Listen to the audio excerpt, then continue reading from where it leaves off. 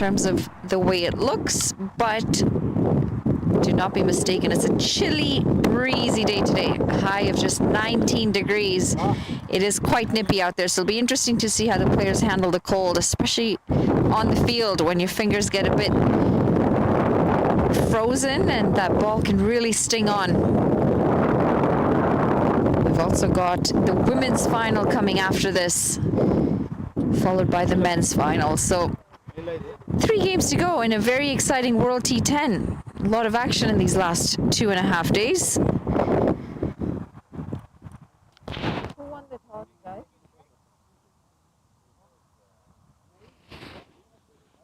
Who won the toss?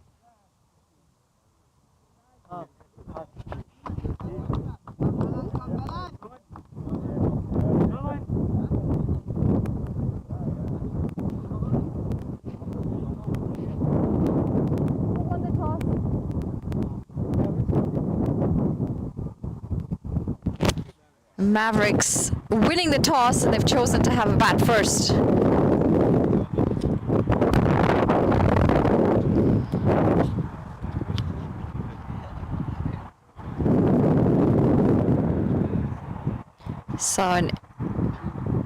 We saw a really exciting game of cricket from Centurions yesterday in terms of their dominance on the field. They dominated with the bat, dominated with the ball. A very strong side. And one of the top sides in local cricket here in Ontario.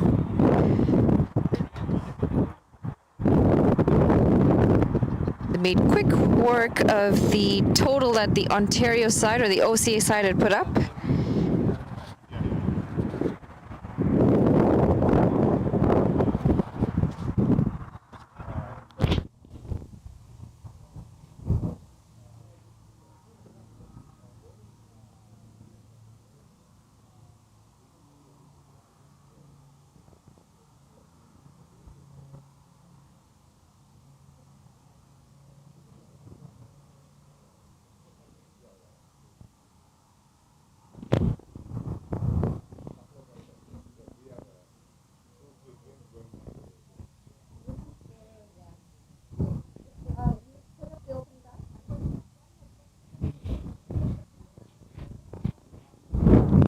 With heroes, until the first ball is bowled, they don't show it.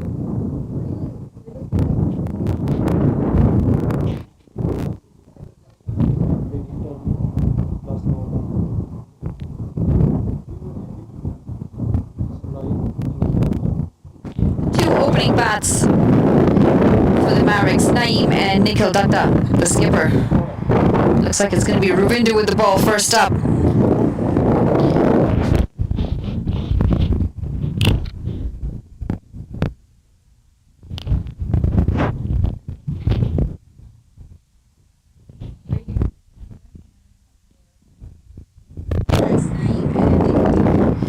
Start with the wide here. The breeze is going to be some contender here.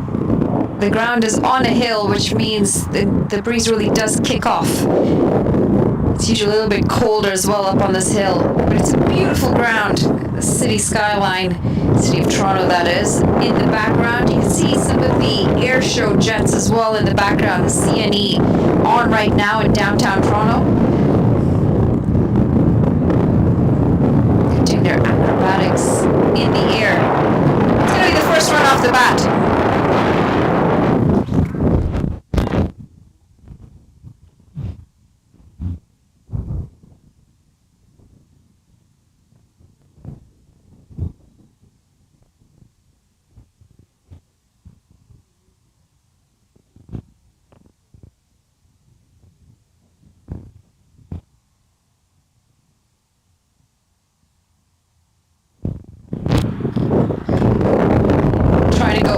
The infield, but managing to find a safe pair of hands at mid-off. That's going to be the first wicket, early wicket as well for the Mavericks. They're 1 for 1.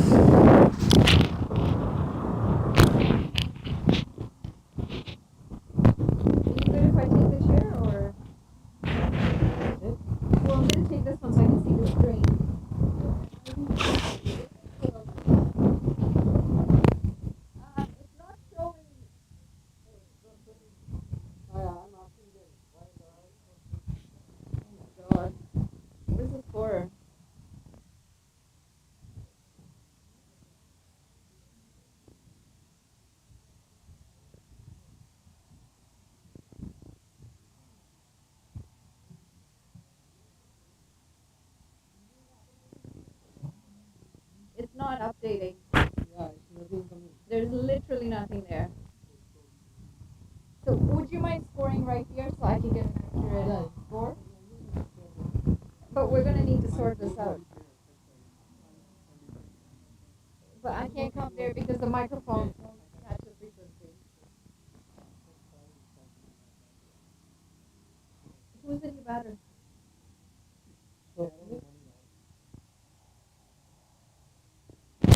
Jerome Moneyram comes out to the middle to replace the skipper Nickel Datta. It's been a tidy over so far.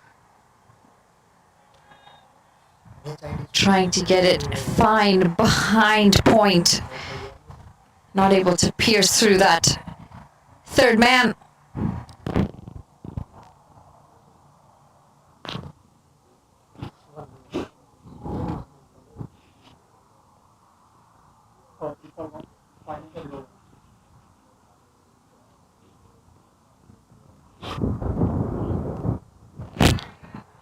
Similar shot, but the non-striker quicker on this occasion. You see them backing up and calling early. It'll be another run. I think this contest is going to be quite entertaining. Two very strong sides between the Royal Mavericks and Centurions.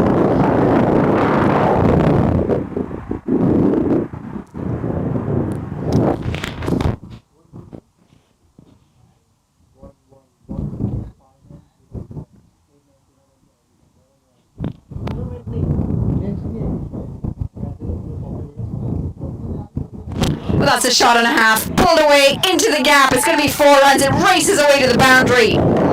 Good looking shot this from Naeem. One delivery to come in the over.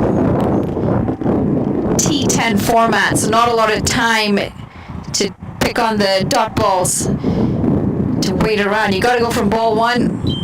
And you know you're going to need a decent score against the Centurion side. We saw a 70 odd is a cakewalk for the Centurion side. So Mavericks are going to have to target over 100 here, minimum. Pulled away again, and this time it's a leading edge. It's an easy dismissal. Short mid-wicket taking an easy catch.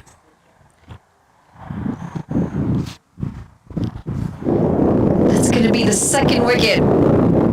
He hit a glorious boundary on the ball before. And this time, he's hauled out to the fielder. Naresh Bhudiar takes a fantastic catch. Quick reaction time as well.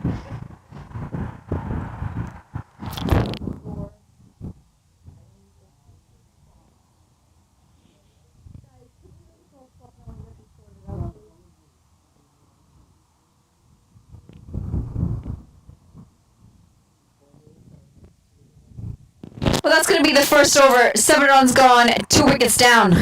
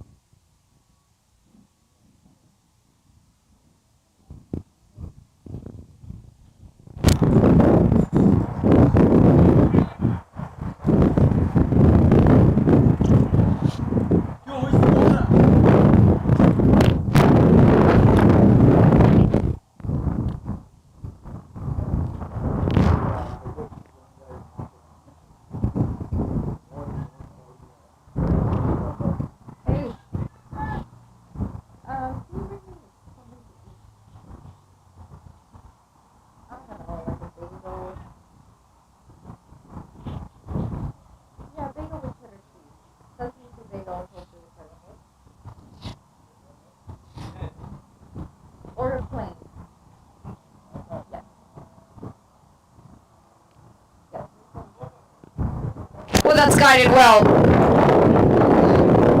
They'll stick to just a single here. There is a fielder at deep third.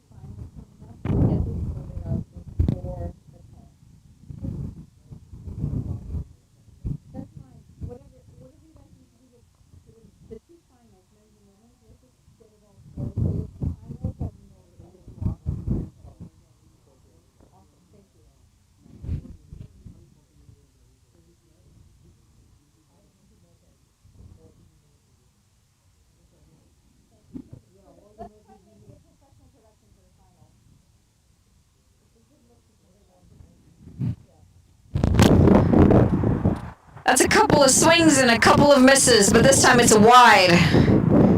Just a little too far outside that wide line on the offside. Pretty close to the airport as well. You can see the planes landing right across from us here. Nice view from up top on the hill. The only issue is when you're up on this hill, it's about 2 degrees colder and about 20% windier. Well, that's an edge, but it's going to result in some runs here. Should be 3. They might just stick to 2. Yeah, the field are getting turned quicker than they would have liked. It's going to be 2 runs here.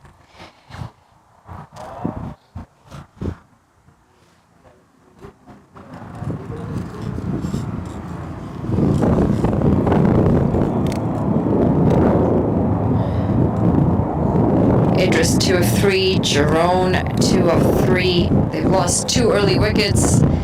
And this is supposed to be pulled away, but it just goes a bit too big on him. 1 bounce to the fielder.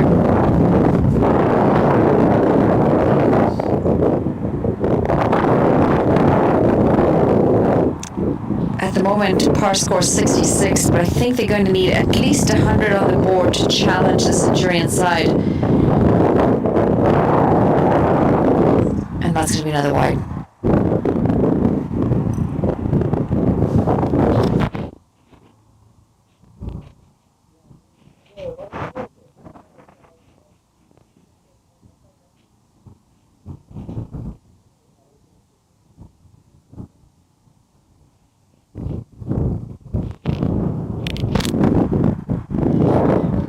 Well bowled, well played as well. Quick through the wickets as they end this over with a single. Royal Mavericks 14 for 2 after 2.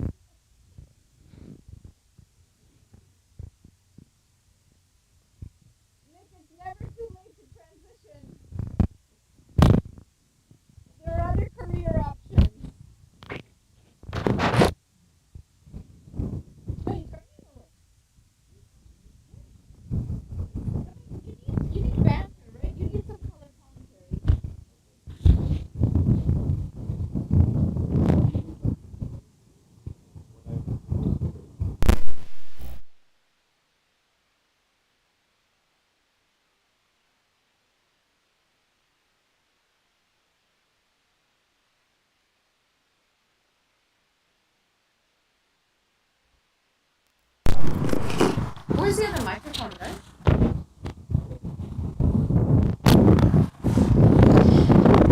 We're into the third over, 15 runs on the board. And I've got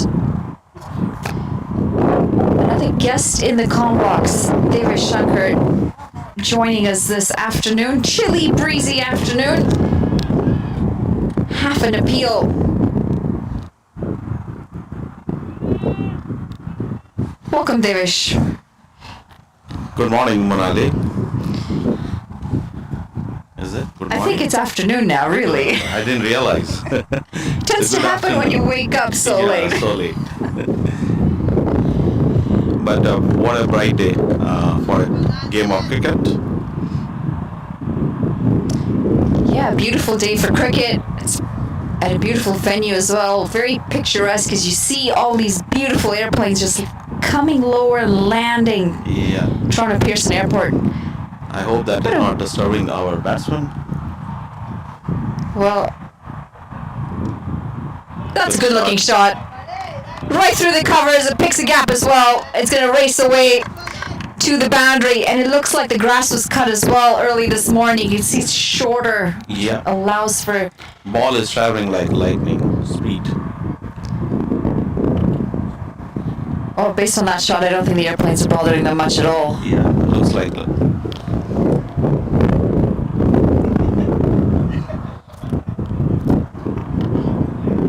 So what is the score, Manali? 22 for 2. Final delivery, cutaway this time. Another 4. Over the fielder at point. I don't think he's going to run away to the boundary. But this is good running. They pick up 3 runs. Good aggressive running to finish this over. 25 for 2 at the end of 3.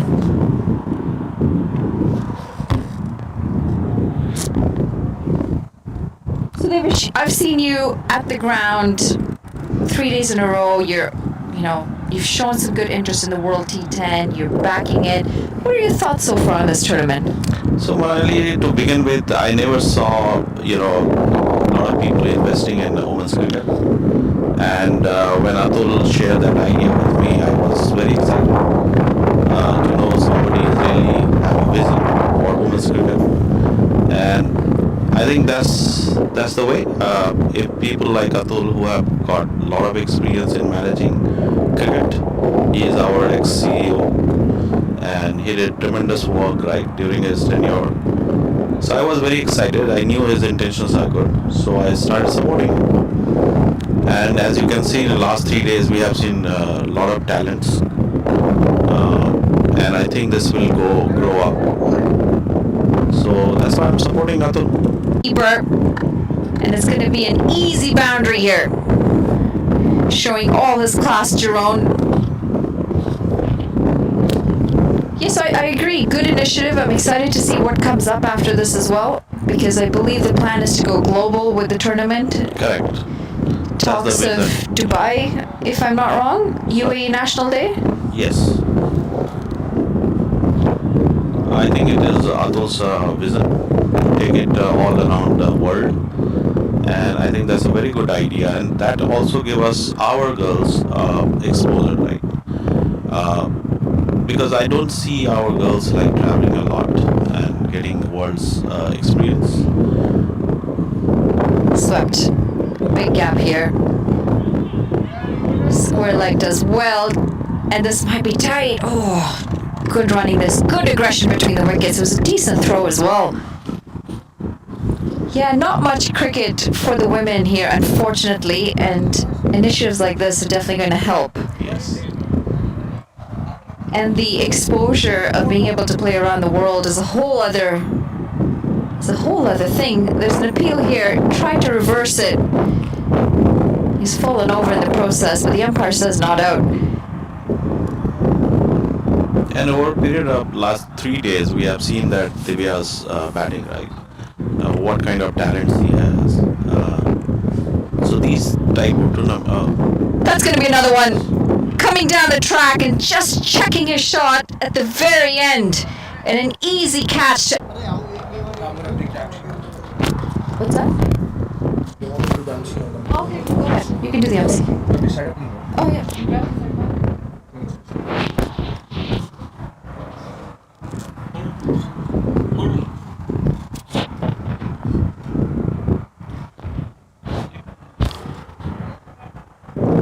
Umair walks out to the middle. And that's a tentative push back.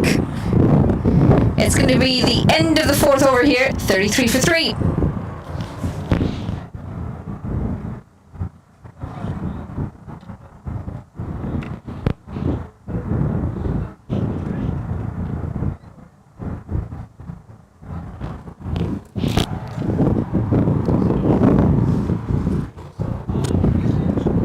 Well, with the breeze here, and it's a pretty strong breeze, you have to be very careful when you're hitting your shots in the air, whether you're going against the breeze or not. It can be in your favorite times, but then it can be the exact opposite. And these are the basic things, right? This is all about awareness of the game.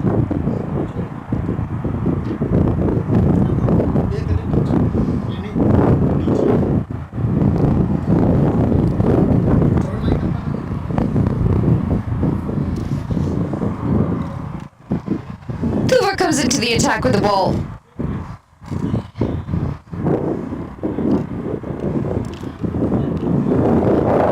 I've known him for quite some time. He used to play for MC when he was a little when he was a little kid. Can't believe his It's playing. into the leg side. Gap well picked. It's going to be a single here. I actually started transitioning into coaching first, and I still coach, and I do a lot of coach education stuff. I currently work as one of the master educators for the ICC in the Americas region as well. So between hanging up my boots and while I was still playing, I had decided that I needed to figure out where I was going with cricket once I was done playing. So coaching was my first choice, and I still really enjoy it. I enjoy what I do in that sort of aspect. And I guess I was lucky that I started that journey early enough that when I did stop playing, I had everything lined up to then move on to the next step of what I needed to do. And then commentary just sort of came along the way, and it's been about 3 years I've been doing this. Yeah, but what a journey. This time I saw you, watched you and heard you commenting in GT20. Yeah, it was an incredible experience. Tell me something about it. Like, what was that kind of experience? The technology was different, and how was the atmosphere like in the commentary box during the GT20? Well, the production level is just much more different than what we do locally. It's a large-scale production. You're airing all around the world. Got the exposure to work with a director who does the World Cups, does major ICC commentators who do this as a career and have played international cricket. People like Mike Hayes. Yeah, I mean, I would say to all of the players, men and women, whoever's playing any sport really, you have to try and figure out what your career path is going to be once you're done being that athlete, because you're never going to be an athlete forever. This is a very important question, because in Canada, what I feel that a lot our veteran cricketers, they don't know what to do after the retirement, and they never announce their retirement because they are not sure what to do next, right? So I think one thing is very clear nowadays: the kind of opportunities are growing and coming up. There are a lot of opportunities for the experienced players, right? Absolutely. You can go for the batting coaching, bowling coaching, high performance programs. Misfield. It allows for a single. This would have been a tight run had he picked it up cleanly. Yeah, absolutely. There's so many avenues in terms of cricket that you could work towards after your playing days. And it's important to do that, because what happens often is sometimes you're so stuck being a player. That's been given. Yeah. That was a quick run that they were trying to steal, and just not getting that full arm's length slide into the crease, and he's been run out here. Idris, he goes for 10 of 13, and they'll be disappointed here because they've just lost their fourth, 46 for 4 after 5.5. There's one delivery to come in this over. We're past the halfway point here, and we said 100 would be about par score. Knowing the strength that Centurions has with the bat. Yeah. And one of the issue also, Manali, you're the better person to speak about it, is the rotation of strike. That is fundamentally missing in our Canadian cricket. I never see a youngster going for a couple of runs or quick runs, single runs. They only rely on hitting sixes and four. Like, what do you think that this is current thing, or it is since past you have seen this? The 6 overs gone, 46 for 4, and that's a very good point actually. We saw it yesterday even when OCA was playing, the OCA men's side.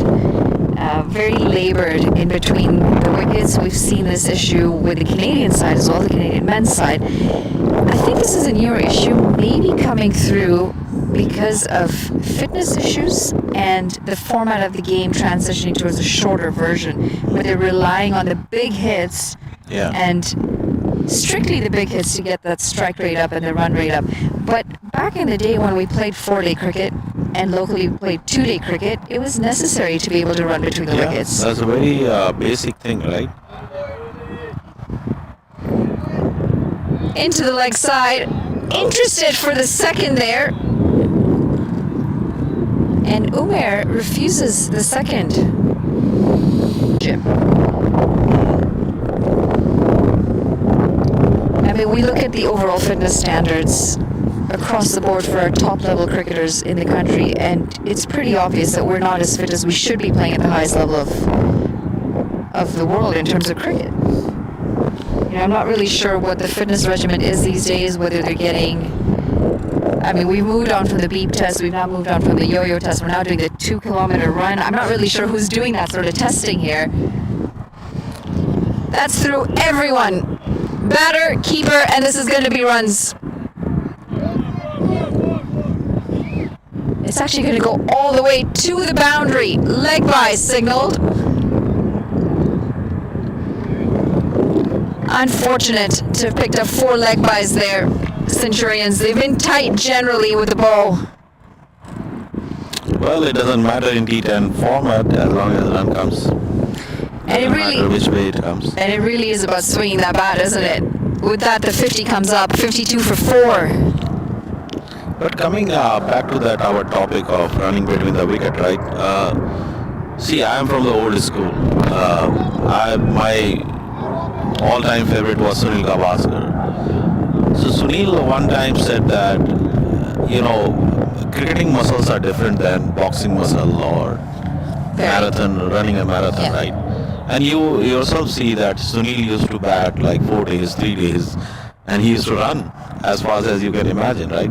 So how was that possible, right? I didn't understand, like, with all kind of... The quick between Virat Kohli, another example. Virat Kohli, yes. Very quick between the wickets, because those are runs on offer and should be taken. You should be fit enough to be able to take those. And that helps you to keep the pressure away, right? Because if you are rotating the strike, you are keeping up with the strike rate. So that is very important. And even in T20 games, you have seen after 6 over till 15 overs, sometime when spinners are doing their bowling at their best, you need to rotate the strike. You cannot always hit the ball.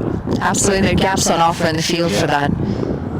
Once that power play is done, lots of gaps in the field. No, it's a crucial part of the game. That and fielding. Correct. That's another area where I see that there are a lot of room for us to improve. A lot of our top players are struggling with their fielding standards. We've had this discussion at GT20. We've had this discussion at the men's nationals, the women's nationals. We're having this discussion now. We've actually brought up the fact that even in the Netherlands, the fielding wasn't up to the mark. Yes, correct. So at some point, we're going to have to address it because clearly our fielders they're not fielding at the standard required. And it's a basic need of cricket.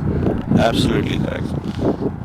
I see that a lot of people in clubs and coaches in Canada, they keep posting videos of bowling, batting, but I never seen them posting about techniques of fieldings. So that is one basic area I think our coaches in Canada should. Just watching. And this is where the styles of coaching needs to now change. Evolve. They need to evolve. They need to come to. Yeah. They need to come to the level of modernization that we've seen in cricket. And we see this happening on a global scale. I think it's time Canada also reaches that, and we'll start to see and reap the benefits of it as well. If we start implementing some modernization here, there's no reason for our players to then not be that much more qualified in terms of skill sets to be able to compete against the top sides. And I've seen that even in GT20, our players were missing the basic techniques of fielding, right? So that was very, very saddening to see. It's not that we were enjoying that. It's really very bad to embarrassing to see those misfielding. Yeah, tough, very tough. We can understand if you're struggling with the bowling or the batting because of the additional pace you might not be used to with the 140 clicks that some of these players bowl, or you might not be used to bowling to some of the top players. But fielding is something that everyone's guaranteed to do. It's something that you should all be putting in that basic time to get it to that level. Correct.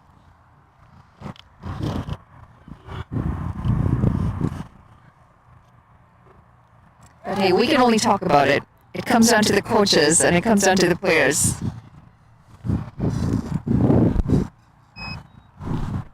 habits has to be inculcated in players very young age. You cannot expect them. And bowl, and then maybe some of the junior academies will get about 10 minutes of fielding in at the end. I mean, it's fielding is an issue, but also when you as a coach send in your players or come to training and you have nothing planned for the batters to work on and nothing planned for the bowlers to work on, Correct. it shows that you're just going through the motions. There's really no thought process there. There's nothing specific that you're working towards. Yeah. Fielding is not just rely on the drill. It's also agility, readiness, stamina, and concentration. It's very important. It doesn't just have to be fielding drills. I mean, I've seen people who are more agile. Lovely keeping. So, wicketkeeper time. That's an athletic take. It was wide, and it was quite far wide. A good-looking dive, and he definitely saved some runs here. And agility is very important. Learning how to be able to slide. It's not just about cricket. If you can learn how to slide on the grass, that's very important. It's very useful at cricket. Because I've seen people who are good at taking catches, but on the ground fielding, it's very difficult for them to slide because they just don't know the technique and they don't have the confidence to throw their bodies on the ground. And this is why I'm a big believer of juniors being multi-sport at a very young age. That agility, that biomechanics, that discovery of how of losing their kids to other sports. We should be encouraging multi-sport at that age. We should be encouraging them to go and try different things. There's no reason for them to even think about specializing at that age. Yeah, basic thing is to go and enjoy, right? 100%. But in our culture, even in South Asian culture, I think we push our kids too far and too deep into this thing. Now you have to get success, right? That should not be criteria in the sports in our It should be more. It's more of like go and enjoy it. Well, I've seen. See if you can pick it up. Yeah, but I've seen coaches, and there's coaches coming through our coaching courses who just have this mindset where they're so stuck in the players so young and wanting to make them the next Sachin Tendulkar. That's played into the offside. It's going to be a couple bounces, and they'll stick to the single. Looking for that double. Like, it would have been tight, I think, because of the hesitancy. They'll stick to the single, though. Coaches are trying to make them next big Sachin, the next big Dhoni. Well, why are we trying? They're only 6, 7, 8 years of age here. Yeah. I have two concerns when we're talking about juniors. First, that too much focus on one sport and pushing your kids to a point where they start to dislike the sport they're pushing. Yeah. They're not enjoying it. It becomes very difficult to be good at something which you don't genuinely enjoy. The second factor in Canada winter sports is, let me be very honest, as a parent, sports do get expensive if kids are playing 3 or 4 sports. It piles up financially too for the parents. So what can we do to bring prices down? Is a very expensive game. Between paying for the coaches, paying for the league, paying for the equipment, it adds up for parents. But at the same time, I think I believe me, I get it. Coaches, some of these coaches, it's their bread and butter. This is what they do full time to make a living. But at the same time, we have to think of it from a parent's perspective and the kid's perspective. That's a maximum 6 runs there, down the ground again, going with the wind. And he gets full reward here, Umair. Umar is a very strong guy. 82 for 4, coming up after 9. 1 over left. I'm sure they're targeting that 100 mark. The 3 figures also bring in some scoreboard pressure when you go out there to bat, knowing that you've only got 10 overs to get it. The question is, can any of the men team break the record of Divya or the total Mississauga Premier have put up in this tournament? It looks highly unlikely, I'll tell you that. No, but Divya had played very good shots. Honestly, this is the first time and to be very honest, I will not give credit for a run against that scoring team because their bowling was very weak. But yes, against Montreal, she did very well. She's been doing well generally, but yesterday we talked about it at nationals. That was extremely disappointing for me, and I'm surprised a player like her total is already a competitive total, but not a winning total yet. Because we have to notice that Mavericks will have some bowlers who will bowl quick, and this Astro is giving them the extra bounce any bowler would want. Not to forget, Maverick has Nickel bowling. Nikhil Datta, yep, the mystery spinner, the famous mystery spinner from Canada.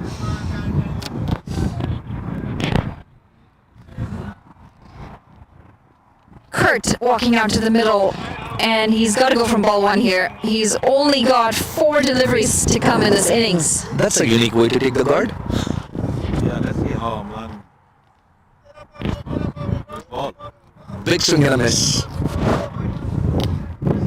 Ball slightly short. Smart bowling, I'll say.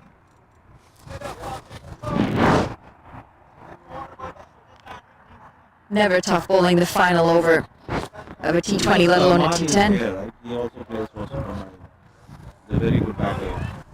That's swept into the leg side. This should be a wicket. It should have been a wicket. It's gone for 4 runs here. And I think the fielder might be injured as well. That went through his hands. I think he's copped this on the head. Are you okay, man? Might need a concussion check here.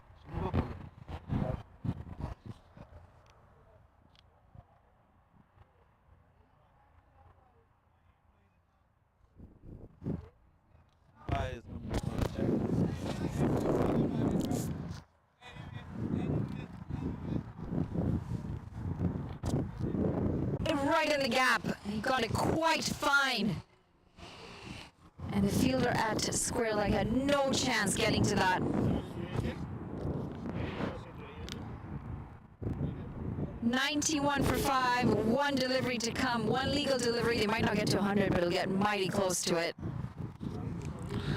Well, I think in a 10-over game, I talked about it yesterday, every 5 runs make a psychological difference. I agree. Especially when those 3 digits show up. When you go from the doubles to the triples, automatically, mentally, you feel like, oh, I've got to chase 100 and 1 down. I mean, It's been given. He was going for the sweep again. He's going for that sweep again. Omar's not happy. Where is not happy? I thought they were a week their point. Then he was given. 10 overs gone. That's the innings. 91 for 6 is what the Royal Mavericks manage. And you'd have to feel that this might be a competitive total because they're mighty close to that 100. Centurions, when we come back, lead 92 from their 10 overs. We're going to take a short break here and we'll be back with the chase. Thank you, Monali. Thank you, Devesh. It was lovely having you here.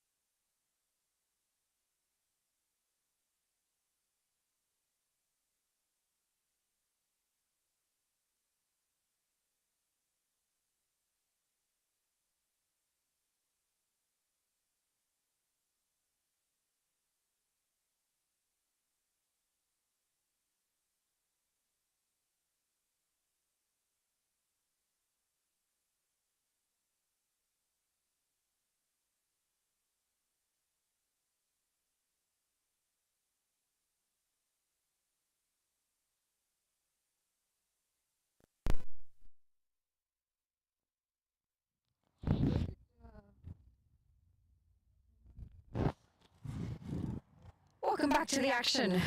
We're in for the chase here now. 92 required of 60 for the Centurions side. It's a decent effort with the bat for the Royal Mavericks, and they would have gotten a few more here if it wasn't for regular wickets being picked up by the Centurions bowlers. I think we're going to be in for quite a contest here. Just around that par score mark. We're hoping for about 100 to really put some pressure on Centurions. But it might be a tricky chase here because the Royal Mavericks have some decent bowling on their side.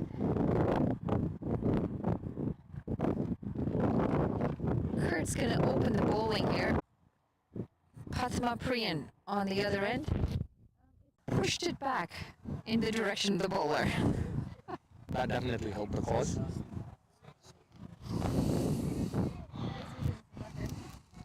That's why it was undefined. This is what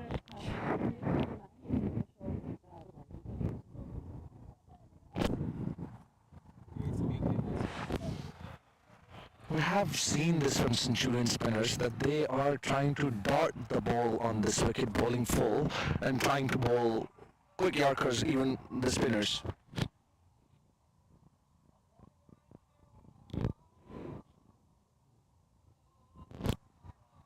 Well played.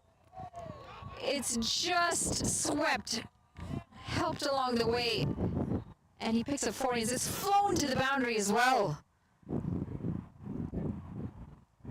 He almost paddled that, not even a full sweep. With that, the first boundary comes up in this innings. 7 runs in the over so far, 1 delivery to come.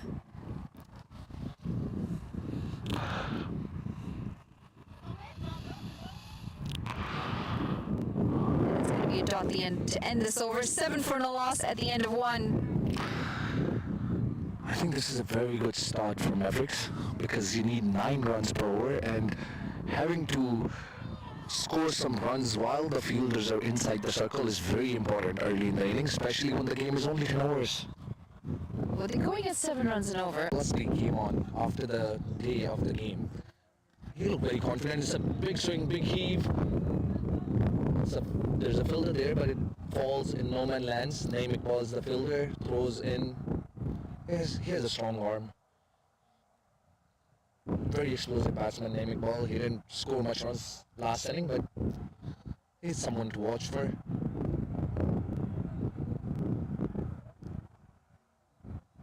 Centurions would likely want to win this game, and what's funny is it's already known that these are the two teams who are going to play the finals against each other, so this game would not make an impact on the points table per se, but it will give you a moral victory whoever wins this. Going down the ground, it's pretty straight. Should be 2 easy runs here. Umar is the bowler. He's one of the performing bowler in S9, and he's very hard to read. He gets a lot of wickets, and he's very economical. Let's see how he does in the T10 format of the game.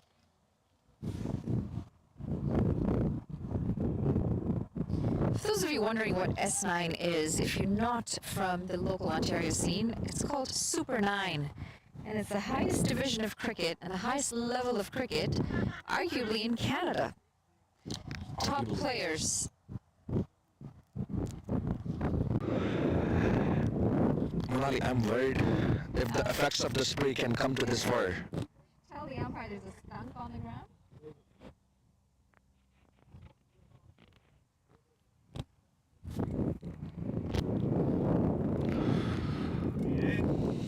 It's going to be a single to end this over. Umar's put under some pressure in this over. 20 for no loss at the end of 2, and there's our friendly critter. He might not be very friendly when he sprays. It's a skunk. I'm worried about the cameraman down there if he sprays there. There's a cameraman. The fielder might be dropping down as well because we're now switching ends. And he can't get through that fence because that side screen, the fence goes all the way down. a funny scene. You know, we actually have a skunk living in our backyard, but I think it's gotten used to the kids and us. So Really? yeah, it really takes no issues with us being around it. As long as they don't spray, they're not bad animals to look at. Just horrible to smell That's if my they point. spray. That's my point. And you know what's unfortunate about the spraying issue? The smell doesn't go away for weeks. It's horrible stench. And I was reading on it, it's a defense mechanism for them. They're not scared of you. They probably won't spray you, but if they feel threatened, they will spray you. And I've also heard that tomato juice apparently helps take that smell away. You got to soak in tomato juice. Well, I'm gonna be honest, when I was in high school,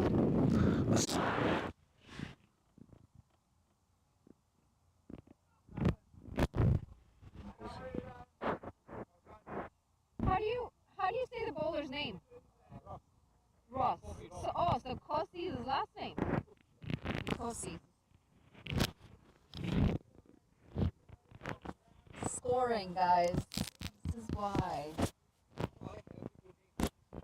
But you've switched his first and last name. that might be a leg by, and signal leg by. Well, do you sometimes feel that you want to go and bat when you see a performance which you don't like? Because I often feel that way. No, I don't. I've genuinely moved on from playing. It's very difficult.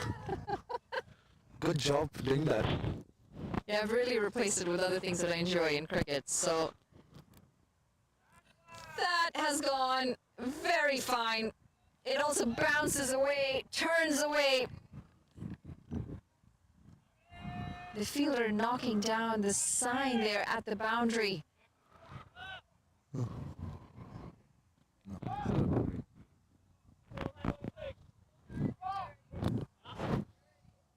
Yeah, very important to find other aspects of the love of the game if you do want to move on from the playing. I can't say I miss it at all. I don't want to move on, but I have to. My body's getting... Earlier, or stay fitter. I definitely have to work on my fitness. 27. The ball and still think that it's a 6.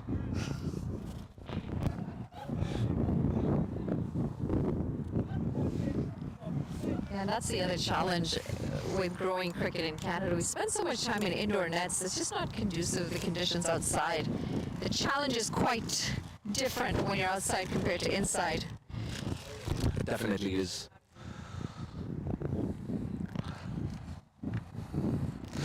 Well, in cricket, how big of a role luck has? Because I do hear commentator talking about luck is on his side or her side quite often. It has a lot to do with life, not just cricket. I feel luck supports, well, the word luck works more for batsmen than a bowler, doesn't it? High risk, high reward, need more luck.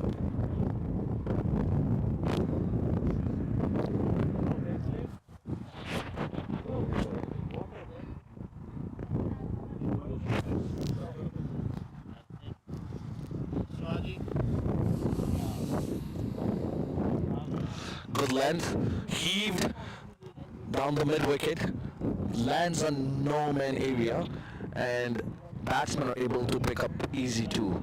Tua is trying to hit some boundaries, but he needs to find the middle of the bat. I just want to remind everyone, this ground is on a high location, which means it is very windy. And we talk about bowlers getting extra swing. The batsman also gets the help when they hit with the boundary, but it seems it doesn't. They get easy too. Tua wants to run the third one, but no is the call, and I think it is a safe call.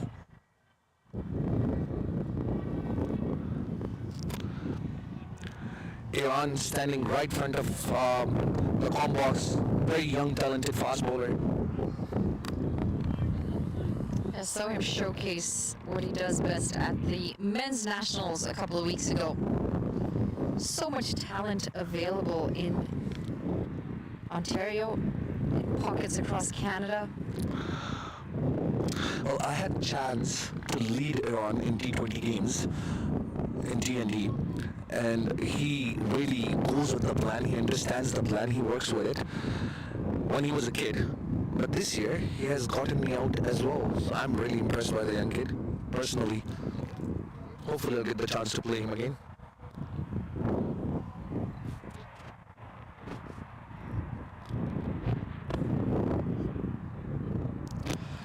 Tries to scoop the ball. Is it wide? No, wide not given. I think batsman moved.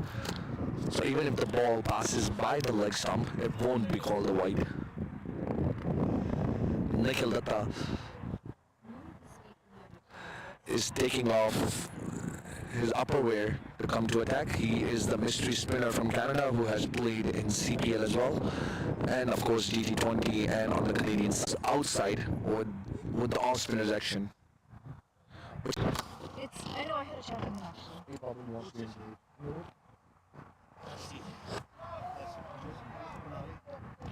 Well, that's going to be the first wicket. A good catch, taking it over his head there.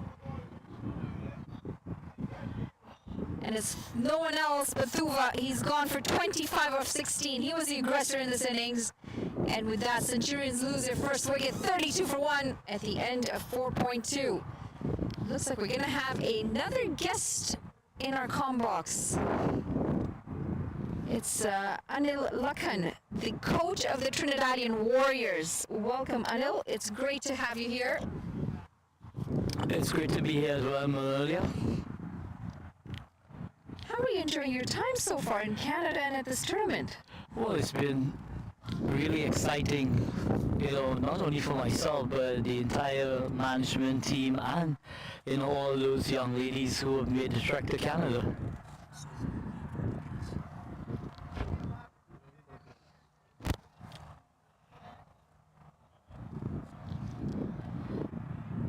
I'm assuming it's a little cold for you today. It is. The wind have really picked up, so, another new experience for us as well. In terms of, playing in conditions very windy indeed, and the temperature is a bit on the cool side today.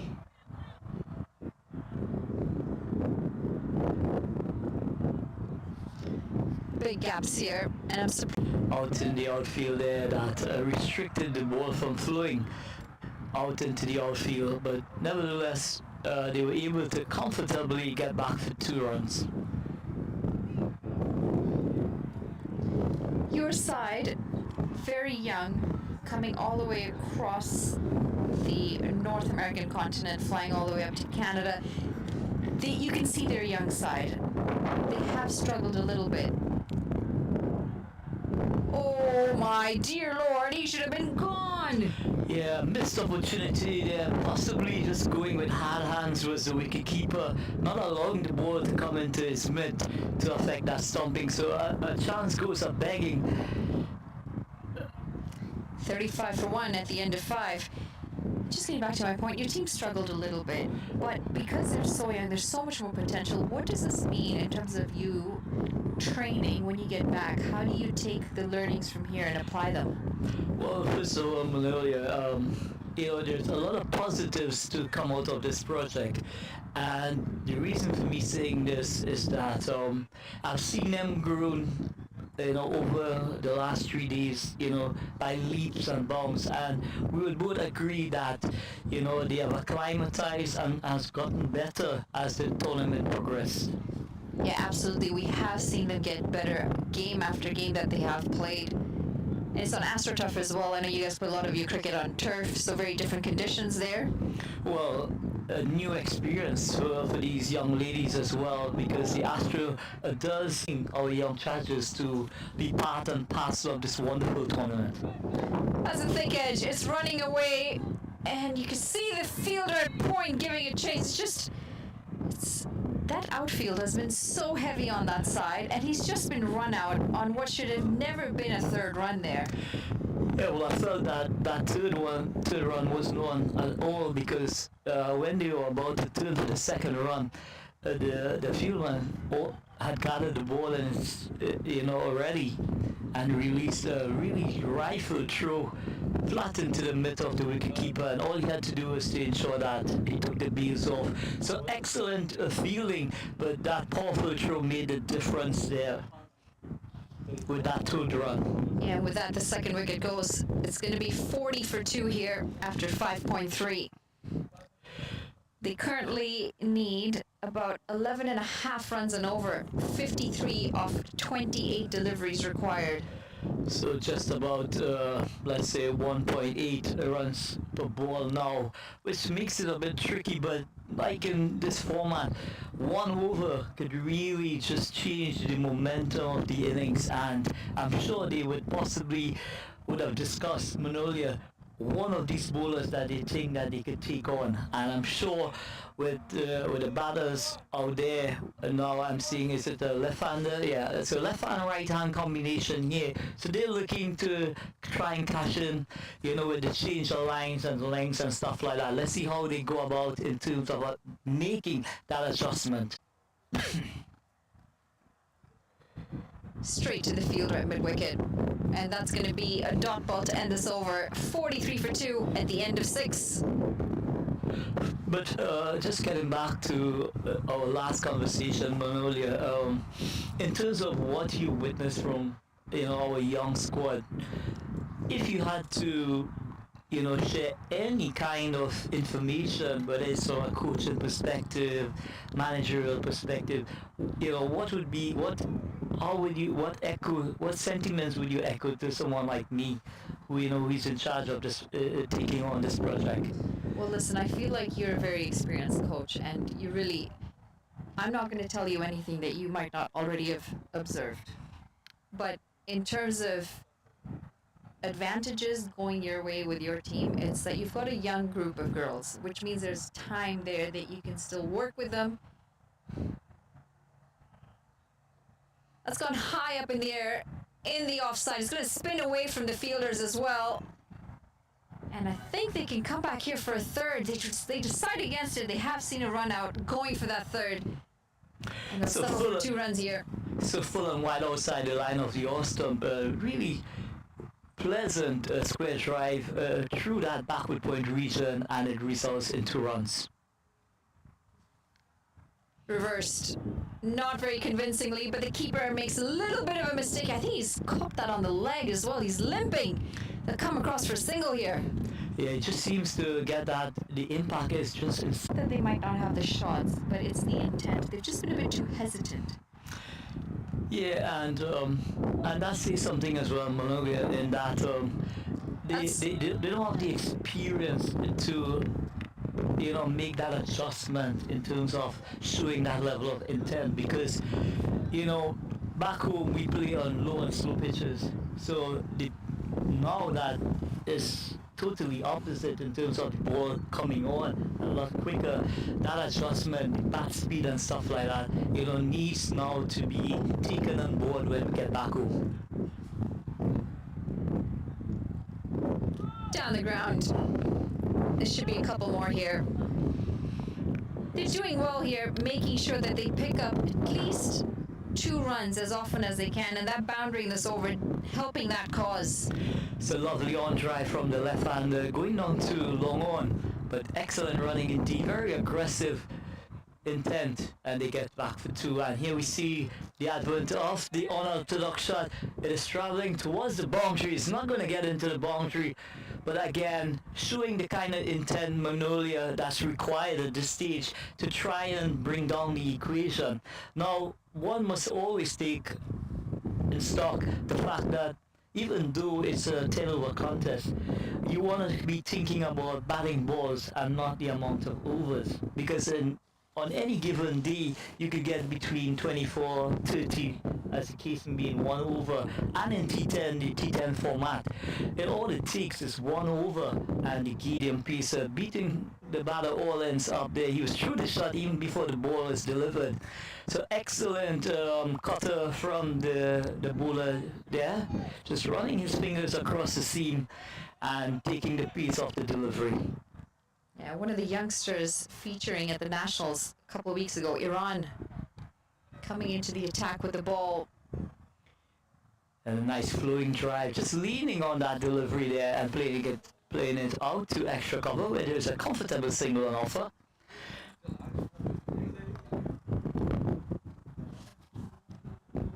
We've had a lot of cricketers from Trinidad come over the years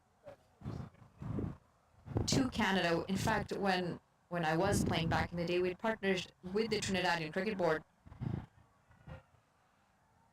And that's out. Allowed appeal, and he's out. A fine edge straight to the keeper. He collects it very well, very comfortably, and it's brought on the third wicket here.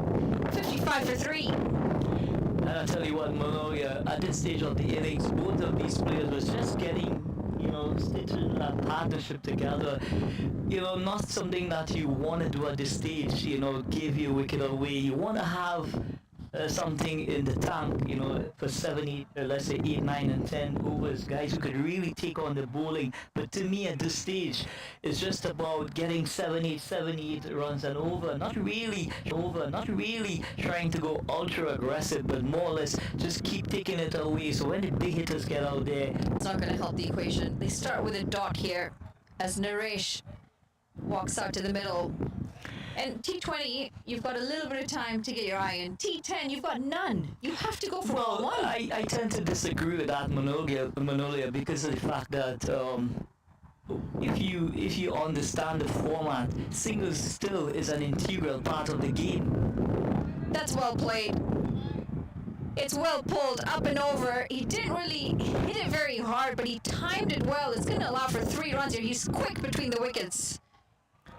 So delivery pitched on leg stump, just sitting up on the surface here, and the batter was able to just ride it down to deep to fine leg, where a chase was on, and they were able to get back to 3. It's gone high up in the air, and it's going to bounce just before the fielder in the deep. 2 more runs here, and that's going to be the end of the 8th over. 60 comes up. 60 for 3. So the equation is getting more and more difficult at this stage. 12 balls to get how many, Manolia? 32 from 12 required. So this 9th over is going to really determine how this contest could go, because the person who is required to bowl this 9th over, curtailing the batters from, getting maximums or boundaries as the case may be. So very important job done. Absolutely. It has to be all guns blazing from here on. That's swept, but not enough on it. Not enough to beat the fielder, and it's going to be 2 runs first up. They're going to need some boundaries here. The boundary line also very far. It's not a small ground. It's not a small ground to clear by any stretch of the imagination. So maybe this that area behind squares, an area can be peppered if they go outside the line of the off stump. And just as I was saying that, trying to play that lap sweep, not really getting the connection there, and it dribbles out to that short third man, and it's just a single on offer. So 3 from 2 balls in this over thus far. Oh, he's bowled here. Looking for the reverse, and the ball wins that contest. 63 for 4 after 8.3. Yeah, so excellent delivery on the sticks there, direct, and I'm sure the bowler is saying, you miss, I hit, and that's exactly what happened. But at this stage, something had to give. Either they got the runs, or someone had to sacrifice their wicket in order to try and change the momentum at the back end of the innings here. Still a lot of work to get done, and at this stage, the fielding team is into the driver's seat, Manolia. Same 2 sides that play the final at 4 o'clock. That because OCA, having lost their 2 games yesterday, they definitely have the depth. They just need to put it into play. But do you think they need to change their strategy in terms of maybe their bowling plans or maybe their batting plans per se? And just try and upset, if I may say so, upset the opposition, because in a final every ball is an event.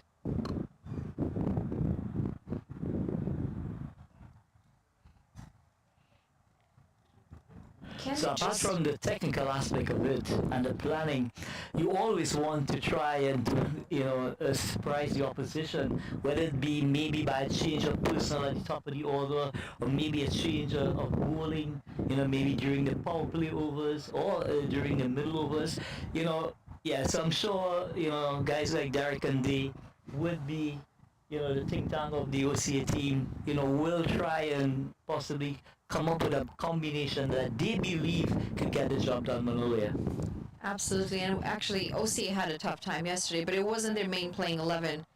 And the reason for that, as we have just wrapped up the ninth over, 63 for 4. They need 29 off 6 deliveries, and I think it's going to be a really tall task from here on. Down the track, not able to get under the ball as he would have liked Naresh, but they'll pick up 2 more here. So I think at this stage here, it's more about getting the momentum into that final and taking the momentum from this game going forward. Whatever the result now is academic, because they both the batting team at this stage in Manolia is just trying to do some collateral damage to the bowling team, and you can see the intent from Patel, just trying to possibly take a couple strides down and possibly score some points on a personal basis when that final comes on in a very short time. Well, that's it. You want to still go down swinging. You want to go down trying. You don't want to just bat out the overs aimlessly and say we finished our 10 overs. There's no point in keeping wickets on hand. No, I mean, at the end of the day, you have 5 wickets in the shed. It doesn't make sense. If all 10 is out, so be it. But you want to keep firing until the 60th ball of the innings. And to me, that's what is important. Because you still can do collateral damage in terms of the mental. You could take something out of the mental. They'll squeeze through here for a single. Ravindu is off the mark. Because we know that both these teams, they have very high caliber players. So for me personally, Manolia, it's all about the mental war now. It's not so much about the bat and the ball. It's all about the mental war going into that final. That's pulled away, and it's been pulled away with some authority. They're going to pick up 4 runs here. Poor delivery there. That ball just the bowler went into the pitch, and it just sat up. He just pivoted inside the crease and was. Well, I'm sure they're gonna take this momentum with this victory, even though the Centurion team may not have put their best team on the park in terms of personnel. It's still something that they can work with in terms of getting that confidence and taking that momentum into the final. And remember, 1 ball, 1 wicket, 1 run determines the result of a cricket match. So yes, the Centurion team, based on history, they would be the front runners, if I may say so, in terms of the final. But in a T10 contest, believe me, anything can happen. 3 balls, a hat trick, and the party is finished. Well, speaking of finals, we now have a big one coming up. It's the women's finals. It's Mississauga Premiers, who are sitting at the top of the table, going against Montreal Thunders. We're going to take a short break here. It's been great having you in the Combox. Anil, you're more than welcome to come back anytime. And when we come back from this break, we'll have some more action for you. We'll be back shortly. I would just like to say thanks a million, Malolia, for having me on. Our pleasure. And it was an absolute joy to have you here. Thank you very much. It was great. Yeah, good work.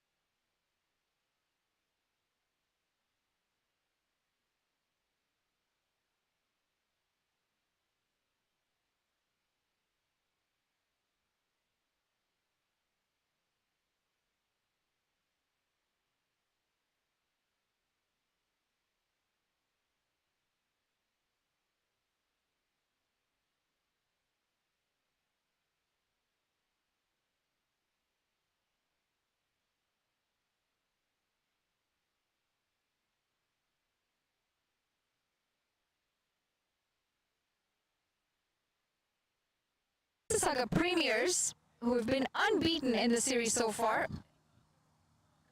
And they're going to take on Montreal Thunder. It's the big game. It's the final. And not only is it a final, but it's also another game where Montreal are going to be fielding first, which means Mississauga is able to get a chance at potentially beating that total from yesterday. They have been excellent with the bat. Divya Saxena is out there in the middle with the bat. You can see her just practicing her swing, getting her arms going. It's a cold one today. It's breezy as well. She's out in the middle with her sweater on.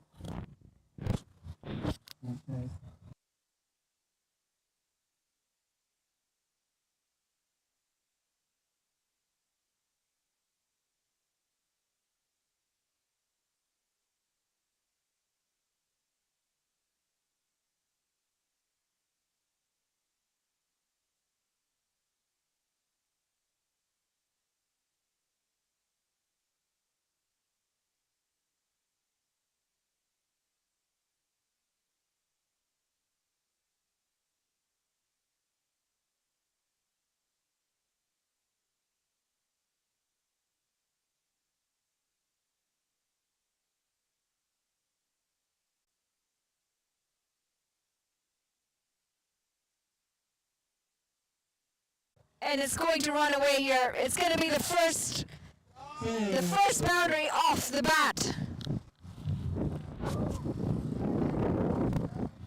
Yeah.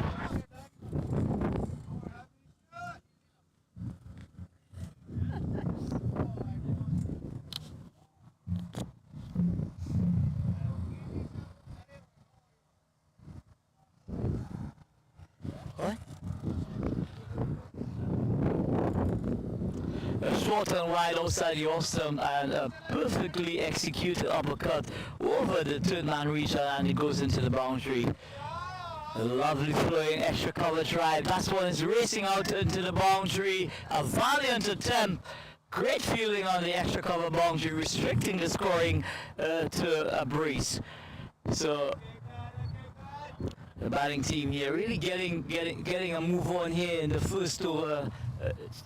7 without loss? 10 for no loss, 4 deliveries in, and it's Achini Pereira and Divya Saxena, the most successful partnership that they've had in the Mississauga Premiers batting lineup. They both got 70 odd yesterday. Just helped along, down leg. So this one was lined on leg stump. All she did was just turn the wrist and it got it down to the short fine leg. The score moves on by 1. It's 11 without loss. Actually, Pereira and Divya Saxena have scored 160 plus yesterday. 15 without loss after over number 1. Can beat that score. Divya Saxena off the mark, 4 off 1. Achini Pereira, 11 off 5. 2 aggressive batters out of the middle. And they have really batted well during the course of this tournament. Manolia setting the tune for their team with massive totals in excess of 150 on more than one occasion. Pahuli Panu comes into the attack with the ball. One of the young guns in Canada, up and coming all-rounder. She's got some good pace as well, good rhythm with her bowling. Commentary or MC? So it's going to be the start of over number 2, a young exciting fast bowler looking to make a name. Deep square leg, and she has direction on extra cover. Actually, on strike. Pulled away. There is a fielder there. It's going to be 1 bounce to the fielder. Lucky that she didn't get the middle of the bat on that occasion. It had gone straight down the throat of that fielder. Had she got proper connection, it would have gone into the lap of the fielder there at that deep backward square position. But great intent, from the batting team here, looking to really take the bowlers to the cleaners here in this final. It's a little bit fine. Divya Saxena. It's going to be 1 bounce and a single. She is definitely lusty blows from Achenia Pereira yesterday. Some beautiful sixes. She might look tiny, but she's very powerful. Short again, and this one is whipped through mid-wicket. It's racing out to the boundary. A valiant attempt on the boundary, but unfortunately she's unable to hold it in. And another boundary, Manolia. So just continuing from where they started off in this tournament, Manolia. They really haven't let off the gas here. I tell you what, sometimes when you watch the spear bat, you think like they're driving an Evo because at the pace at which they're traveling. Well, that's a shot straight down the ground, and it's going to be a maximum here. 6 runs. Glorious looking shot, that. Yeah, pitch up delivery, and she just hit through the line of the ball, and away she goes, high and handsome, off a long one for a maximum. What a wonderful cricket shot indeed, Manolia. She's a stunning player. I mean, she's got all the shots in the book. Look at that, placed beautifully. Oh dear, there's some confusion here between the wickets. She's going to get home safely, Divya Saxena, and they do eventually pick up the single because there is going to be overthrows. Yeah, so some poor backing up there at the mid-wicket resulting, but take nothing away from the spear. They have excellent communication when it comes to tournament. You are listening to the finals of the World T10 series taking place right here at Danville Park. Yeah, the stage is set for a beautiful final indeed. Mawish Khan coming back for her second over here. And that's guided nicely, soft hands. And this is what I really like about Achini Pereira. She has all the shots in the book. She can play the powerful strokes, but she also has the ability to use soft hands, place the ball in the gaps, and pick up those singles and doubles. Well, it was very evident there where she just waited on it and played it under her eyes through that backward point region, and she was able to rotate the strike very easily indeed. Misfield here, and it's going to be 4 runs.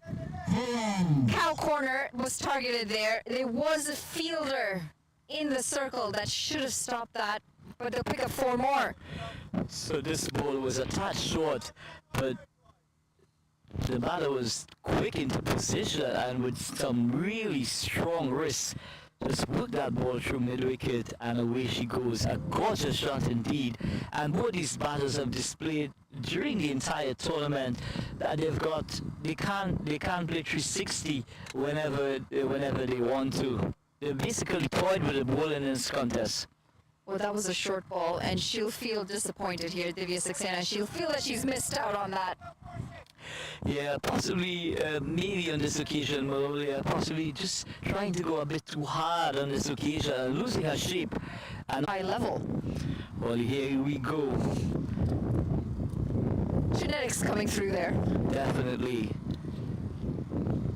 And as we know, players who do multiple sports.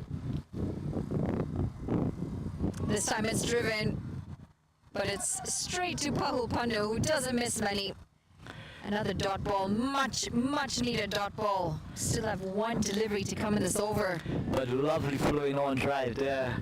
You know, and some excellent feeling as well, equal to the task.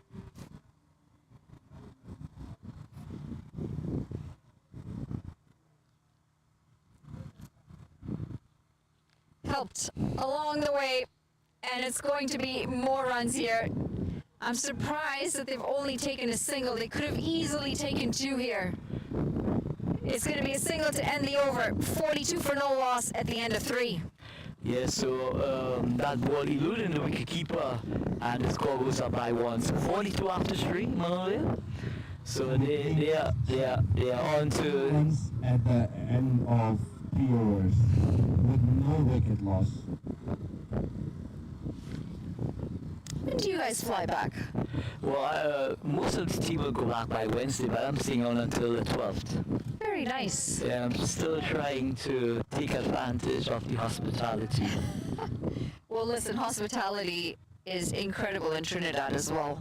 I would definitely agree with that. but I must admit it has been equally impressive, during my stay. With the cold wind and the fact that I'm sitting here doing commentary with a coat on, I so wish I was somewhere, maybe on Maracas or Tobago. Some nice, beautiful sand, And hot sea. sunshine, and sea. I totally agree, Malolia. That's a glorious looking shot down the track, and I think this is going to be a maximum here. Just falling short of that boundary. She picks up 4 runs, and how elegant is that? Well, very elegant indeed. She just got that left foot right out to the pitch of the delivery, and that nice flow of the bat, with that high backlift. She just hit through the line of the ball, and very close, possibly millimeters away from getting a maximum. That's a full toss. Should have been punished. Is punished. And it's going to be 4 more here. You cannot be bowling a full toss to Achini Pereira. No, not in the kind of sublime form she has been during the tournament here. She's just growing in confidence, and she's just moving from strength to strength. And you could see that she just waited on that ball until the last moment and just subtle wrist lofted over that mid-on position, and it goes into the boundary.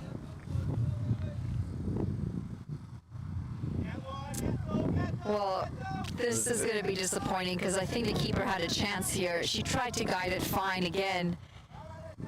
Yeah, and this is the second occasion. The distance as well, I must admit, Manolia. The sun is all out in its glory. The wind has dropped a bit, and really exciting batting thus far. Very impressive indeed from both these batters. Really setting the tone for a very huge target. The score is 56 for 0. 4 overs gone, 56 for no loss. Projected score gets them to 140, but something tells me we're going to be over that projected score. Well, I'm predicting we're going to get anywhere between 175 and above here, Manolia. If these two batters continue the rate and knots at which they're going, they are definitely inflicting a lot of wounds into this Montreal bowling lineup. It's a very strong side, actually. When you look at that batting lineup, everyone down to number 11 can swing a bat. That's going to be another shot down the ground. Unfortunately, the only problem is when the ball goes to the north end of this ground, the outfield is so heavy and soft. We might have a wicket here. She's in. She's just in, Divya Saxena. Needed to throw that ball. Could not have run it in. No, she needed to just affected that underarm throw. Whether she missed or not, she should have affected that basic feeling by underarming that ball towards the stumps. She didn't do that, and Divya was able to get back in, not quite comfortably as she would have liked, but very close call indeed, Manolia. Yes, Their capacity individual as players of a very different caliber when it compared to the other two teams. They've definitely showed themselves way above in terms of class. They have definitely been a cut above the other teams. there's been a lot of stoppage in play here. I think they're just trying to get the field setting right. It's past the power play overs. This is swept away. She doesn't get a whole lot of bat on that, but it's still going to run away to the boundary. 4 more here, and it's to Achini Pereira.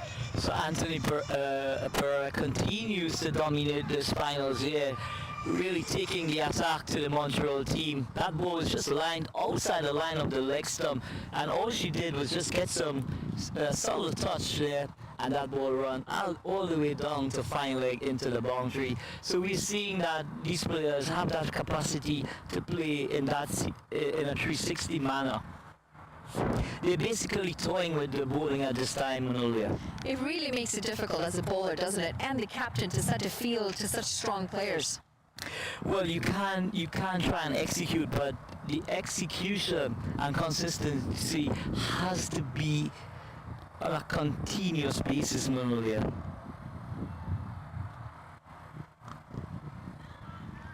Oh, this is a soft dismal. That's a wicket. Anthony Pereira looking to go over the fielder at mid-wicket. Maurish Khan isn't one of the shorter players. They have to continue to believe, Manolia, that they can contain this powerful batting lineup. 4.3 overs. 62 for 1 at the end of 4.3. Actually, Saxena. Just mix it both with Who is it? Just cover it. Just hold it down. Salman! Who's actually Saxena?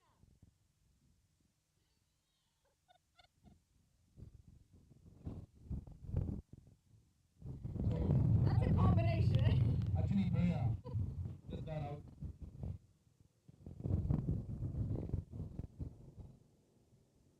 I think you should play DJ. You should play DJ. Number one goes Nobody down. Mahajan walks into bed. So wicket number one goes down. Wicket number 1 goes down, and it brings Vandana Mahajan out to the middle. She's played a high level of cricket in India for the state of Karnataka. And believe me, she can bat. And Oh, off and ch- away. Nice flowing off drive. She's gonna come back quite comfortably for 2, but a wonderful flowing extra cover drive there, and she gets back for 2. But that was just out of the reach of the fielder at extra cover.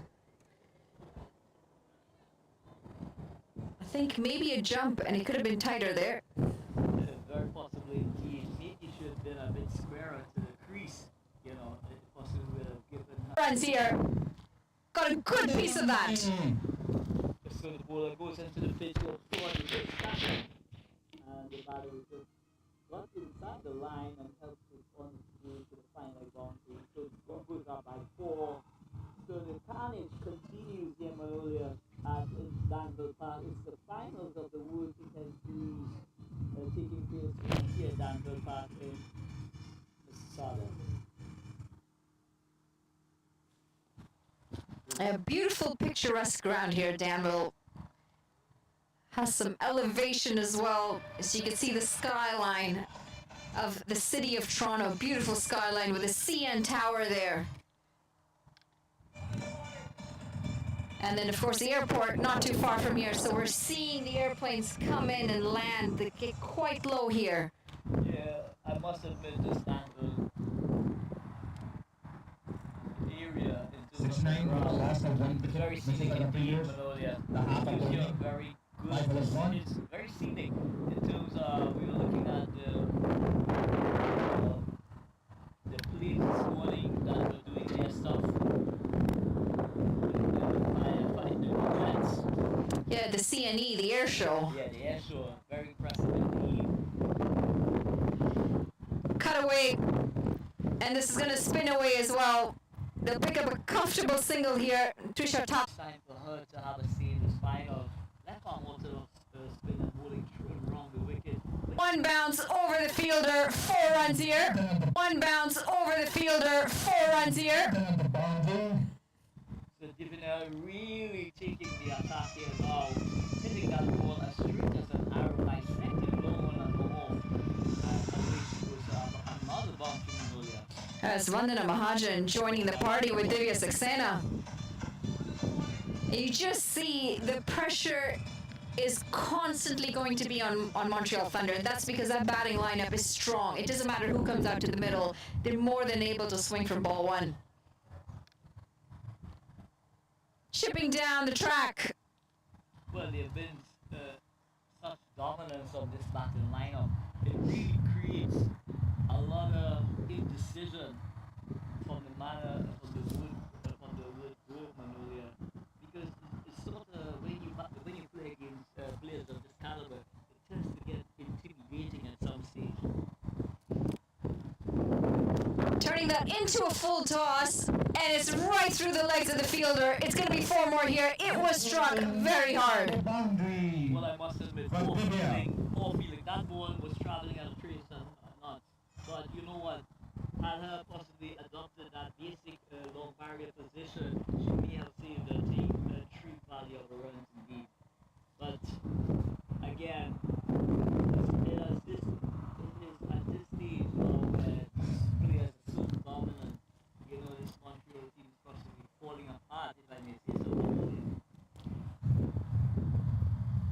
Full toss again. This time she goes over cow corner. We still do witness one of these bowlers going to the cleaners, maybe 15, 20 and over. And we know with this batting lineup that is got, somebody is going to feel the might of those billows sooner or later. Well, you just see where Vandana Mahajan's batting. She's a whole couple of steps out of her crease. Falling deeper again, just allowed to shorten the length on that ball. She pulls it away. They pick up 2 quick runs here. Good running. Yeah, so short again, not getting the connection that she would have liked.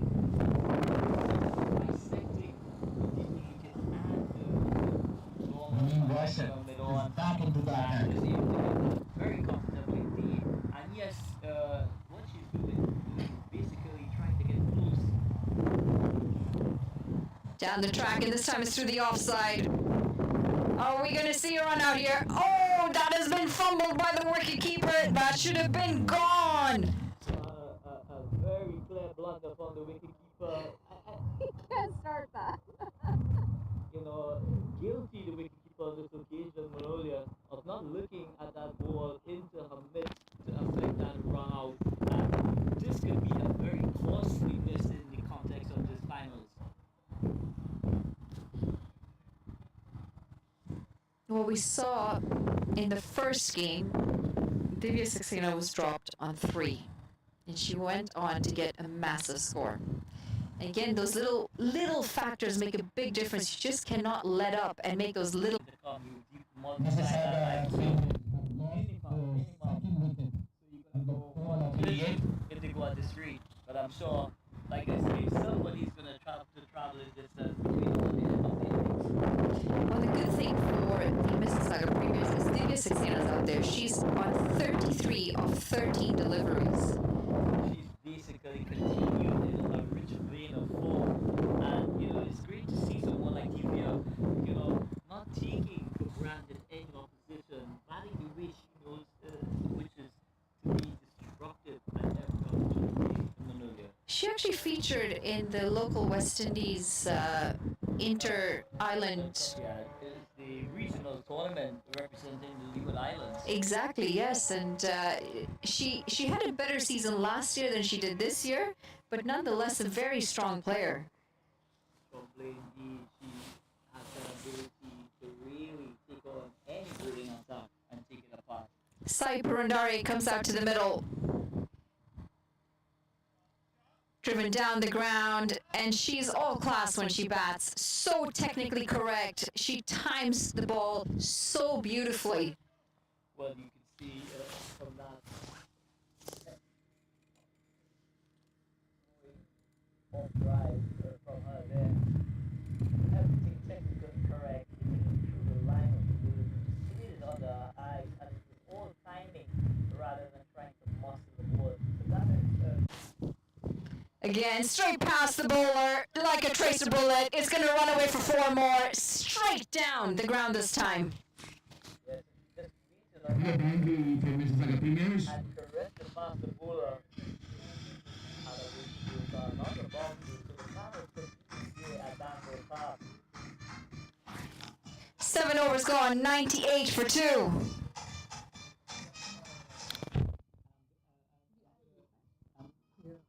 I'm going to ask you to. I wouldn't predict a score. I'm going to ask you to predict a score at this stage. 18 legal deliveries still available. What's your prediction? Well, projected score mathematically at this rate gets them to 140. I still think 150 is on the cards. I still think 160 might be more possible. And I'm sure at this stage now the In 7 overs, Mississauga Premiers are 98 for 2. win out of them now. Najiba comes into the attack, Is now in attack. and she'll be tested here. Like you mentioned earlier, it's a mental game, and already they're going to feel the pressure, knowing that they're 2 set strong batters out there. Going deep in her crease, and this is pulled away. This should be 6 runs. It's a maximum, and it's a big one. Well, it's high, it's It's a handsome. huge 6.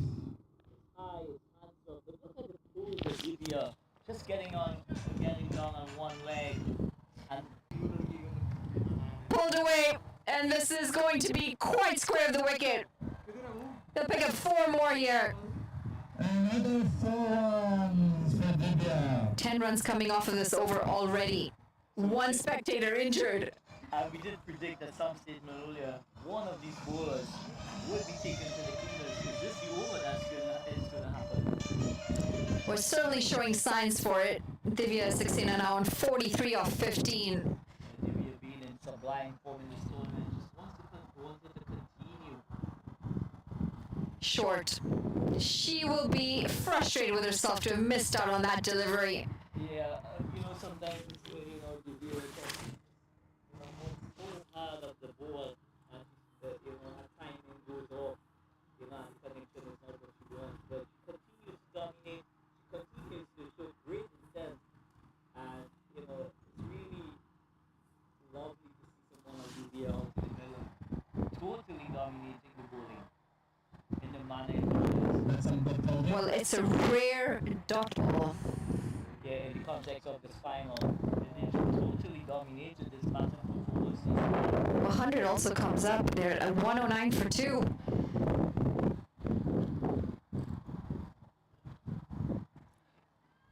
And another red on ball now pitched up. 1 delivery. Rely on that delivery. There's possibly one over extra and possibly reach using the bowling crease of try and possibly dismiss her. Have that confidence that they could dismiss her. Yeah, it's very, very difficult for the bowlers out there, and it looks like it's going to be Trisha Tucker. She comes in for her second over. She switched ends as well, which means the batters are going to go against the wind down the ground. Well, for these batters, it doesn't matter if the valley is the wind or it's into the wind. The water seems to disappear to all corners of this ground.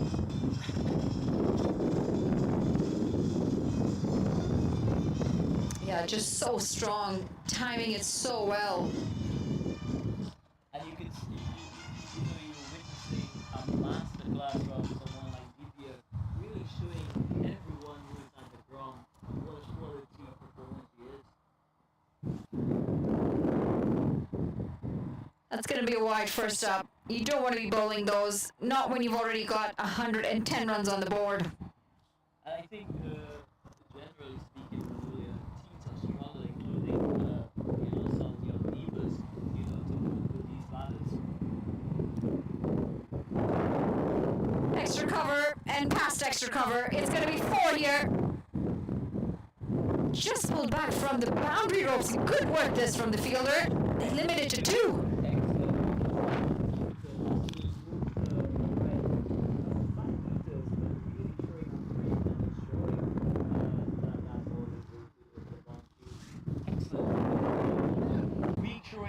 But she's going to get back up for W there. But 2 was always on the cards there, Manolia. Well, she'd be disappointed. That was a full toss, and she would have wanted that to go for another maximum.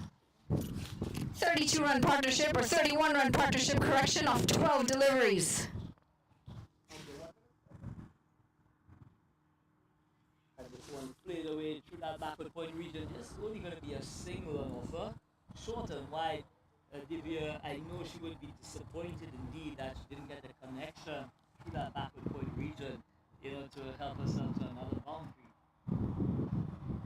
It's really difficult too when the ball is so slow. You really have to wait on it. Down the track again. This is pierced both of the fielders down the ground. It's 4 more here. A lovely straight drive, but Yak finding at his best here, Malolia. To caress that ball like as straight as an arrow back past the bowler. And a gorgeous shot indeed. So much power as well. That's going to be the end of the 9th over, 125 for 2. Well, one ball is still remaining. And it's a misfield as well. It's going to allow for an additional single here. So at the end of over number 9, this is 126 Manolia. Well, I think the scorer has missed a boundary here. After 9 overs, 10 years.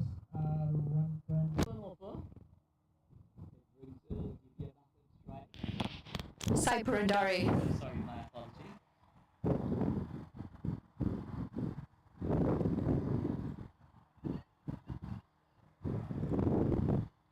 And this one is shuffled to the left side. Swapnil, the guy's lost. He's given that first run to Sai. He's switched the batters up. Can I have the score close with the comebacks, please?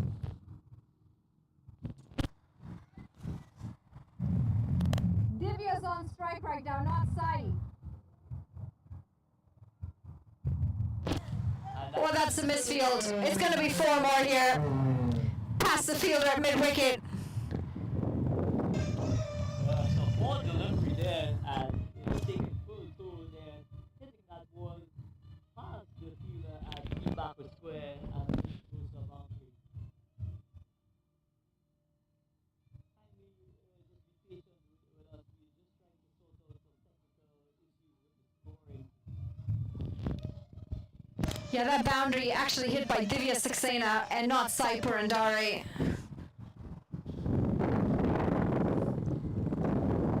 Over the fielder. Fine leg had no chance there. It's 4 more. She's fallen over, but she's going to pick up a boundary here. Yeah, so Divya just getting on her knees there and just basically keeping that ball down into the fine leg region and another. And they've got the right fielder there. Paul Pannu doesn't make a mistake. I think she should be run out here. She's just made it in her ground there. The fielder just hesitated for a moment but it allowed an opportunity to get into that second. Very tight goal indeed, but more importantly in this break, is it Divya back? It is, and it's the final delivery of this innings.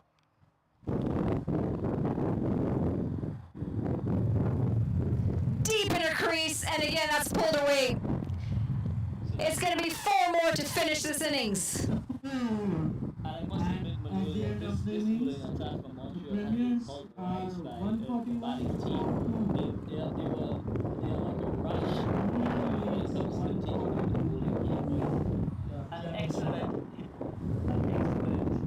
exhibition of what quality batting is all about. And more importantly, you look at the manner in which the way Divya they go about constructing an innings was very impressive indeed. To not go, and shot a ball, but when the ball is simply asked, Well, we end off on 142 for 2 at the end of 10. I believe there's a slight error on the scorecard. We're going to wait to get some confirmation on that. 77 off 25 deliveries.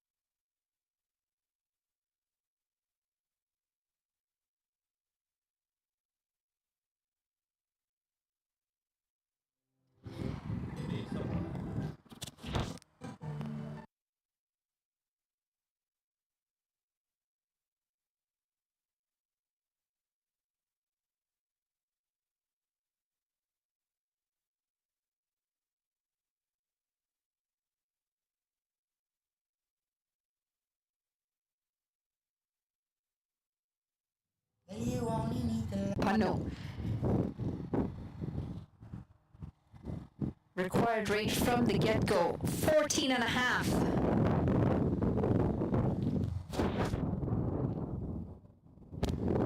That's a good looking shot. Through the covers. It's going to be 4 runs here. Over pitch delivery, and it's been punished.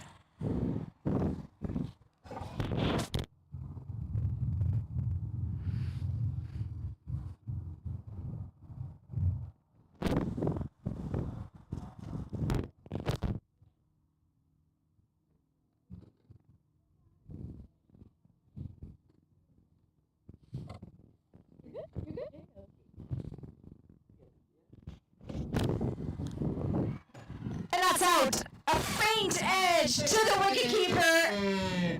And Cy Burndar makes no mistakes there. That's the first wicket for Montreal Thunder. 4 for 1 off 0.2 overs.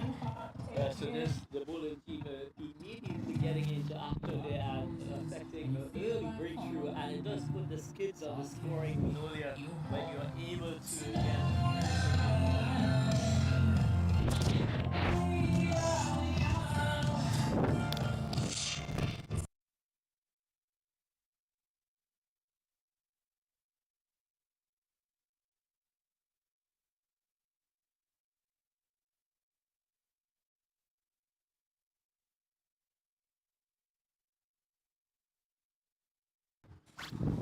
This one is putting backward point. It's only a single on the short line.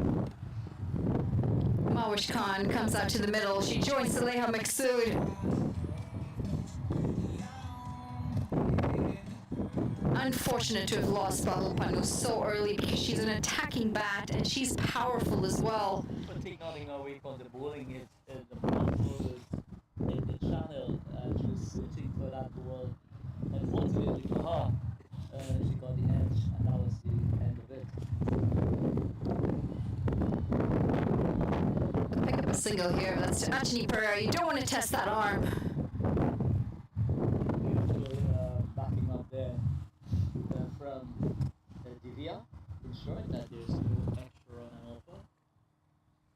But what I've noticed during the course of this tournament, these batters don't like when the ball is short of the leg. It's very uncomfortable indeed. Cut away. Yeah, you're right. And you know what? That's what Divya is so strong at. She's able to put that short ball away. A lot of them are so quick to get on that front foot and they want to drive the ball. It's almost as if it's a trigger for them to automatically go on that front foot. That's going to be the end of the first over though, 6 for 1. Nothing is wrong if you're pressing onto the front foot, but you must be in a position where you could move back as well if your length is not what is supposed to be going forward. You must have that footwork in order. If you've missed a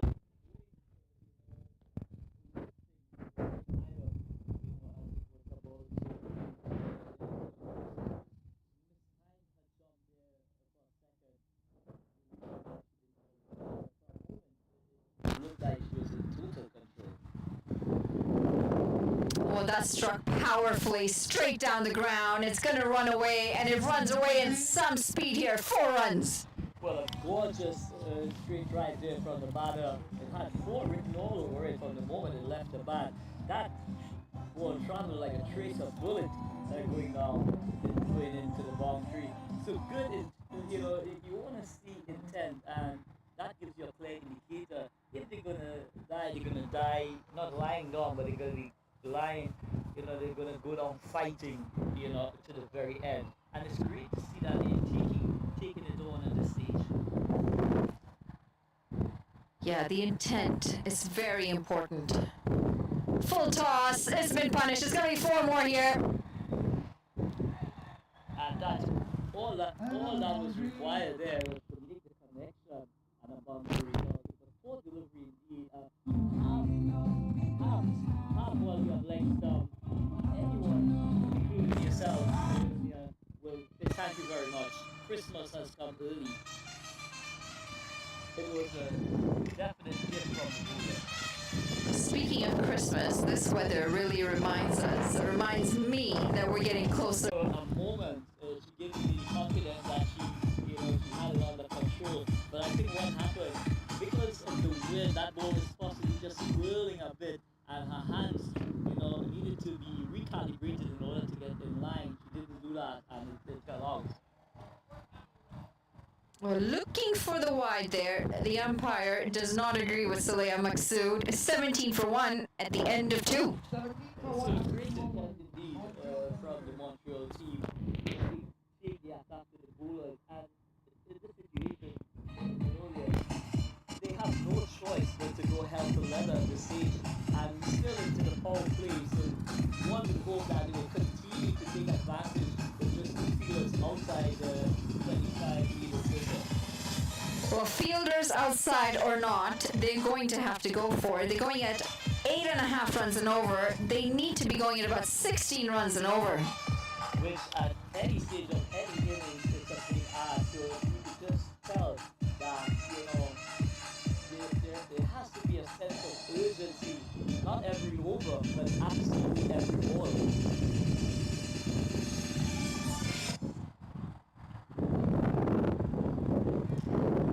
Well, this should be taken. I've said it 3 times before, and this time it is taken. Sai Purandari setting herself under it. She's got the gloves on, and it's the big wicket, Mawish Khan. She goes. The wicket keeper, especially when the ball is spiraling, coming down from here, to have that wicket keeper, who can expand those gloves.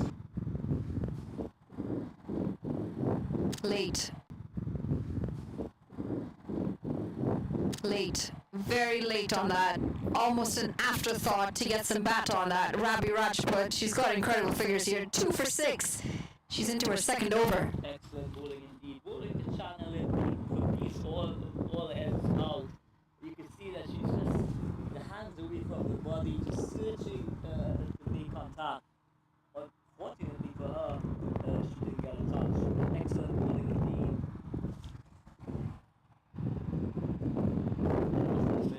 I do like the look of this opening bowler. She's got all the tools. To progress in one stage to the other. Very high arm action, her bound to the crease, you can just see everything is just moving in one direction, which is really, pivotal when it comes to fast bowling. Over the head of Divya Saxena. This is going to be some runs here. Very disappointed to see the running between the wickets. That should have been 2 runs. Yeah, poor running indeed, but we must take into consideration these two girls carry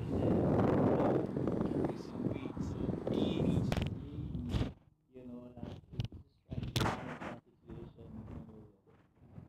Not the fittest, I don't think, and not the swiftest as well. I think she's just 6. Every over. Because of some excellent bowling indeed. The has that put skids on the Montreal team here in this final. This final is big in the World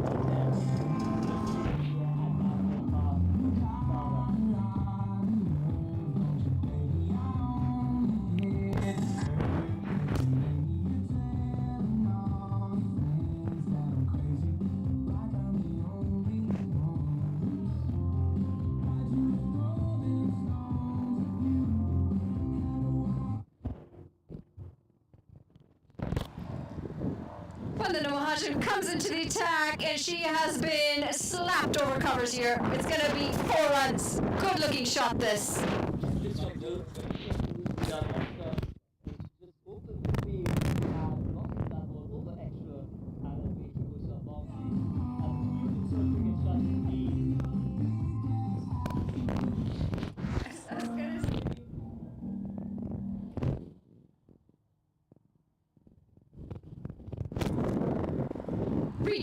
Reaching for that, and it's going to be wide.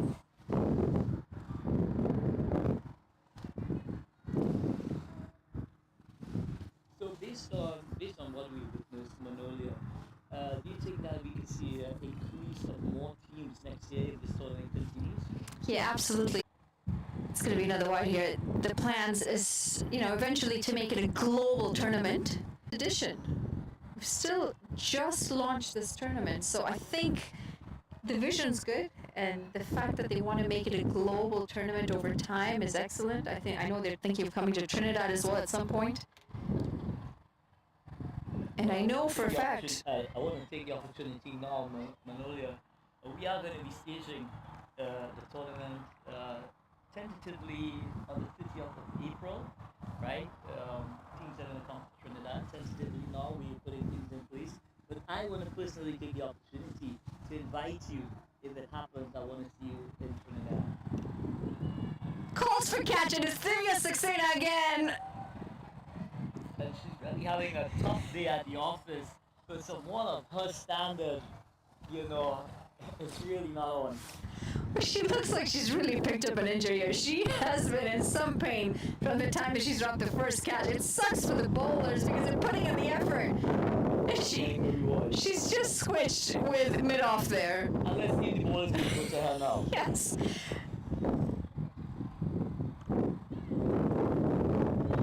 Well, you know what? I'd like to say thank you. If the tournament is happening in Trinidad and I'm going to be a part of it at that point, I would love to take up on that invitation. It's been quite some time since I've been to Trinidad. Well, it would, it would be lovely if you take that offer on. But only if you keep some mango chow ready for me. Or I'm going to have some hot bubbles as well. It's not like it's becoming an impossible mission if you ask me, Manolia. Yeah, tough task here. They need 20 runs and over. I've actually experienced a carnival in Trinidad. Pardon? Carnival. It could possibly be anyway. I think it's in March, early March. I have experienced one in Trinidad. Well, you could come in a couple of weeks before the tournament, Manolia.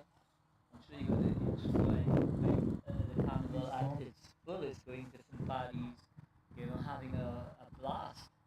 It is an experience, that's for sure.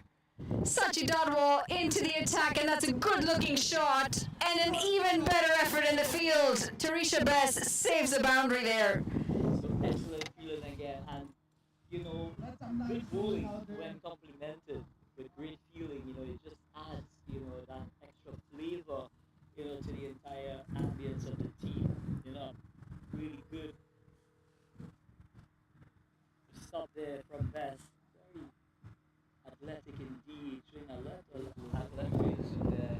And this one trying to get under that ball, but it's so well pitched up. She's unable to get under it and only able to dribble it out back to the bowler. So tough going for the Montreal batters at this stage. At this stage, really, it's one-way traffic if you ask me earlier. Yeah, the pressure was always going to be immense. Big total on the board. They had to go for ball one. It didn't help that they lost 2 early wickets.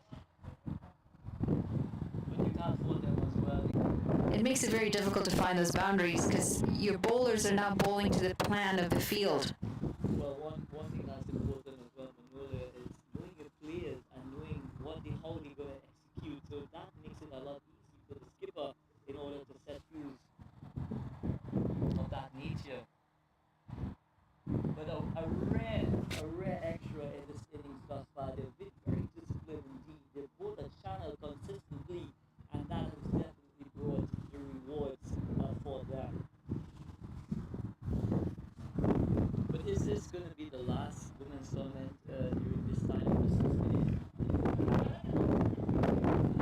Oh, that would have been a really good effort if it was held on. Indomati Gordial diving to her left. A spectacular effort, if you will. Unfortunately, when she fell, her elbows hit the ground and fell. She's nothing of pain. Very good effort indeed in trying to take that catch. 5 overs gone, 30 for 2. This will be the last cricket tournament for the women. before the end of the year. Although that being said, the women's league is still on, so they're going to go into playoffs, but there isn't another private sort of tournament lined up for this year. We're getting pretty close to the winter. I mean, our fall's coming up, so I'm gonna put you on the spot in saying that, and it's not helping the cause at this stage. Indomati Gordial, the skipper, into the action, and that's another short ball. Needed to get that more square, closer to that mid-wicket region. There's a big gap. The fielder closer to cow corner. Yeah, either side of that fielder would have resulted in a boundary. You just needed to possibly maybe 5 meters either side of that wicket fielder, and she would have profited. This is a gap. That's a gap, and that's 4 runs. So short again, but getting the connection and the placement right and profited. A boundary.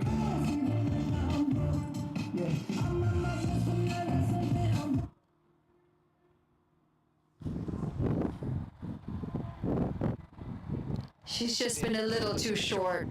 And this is going to be another 4.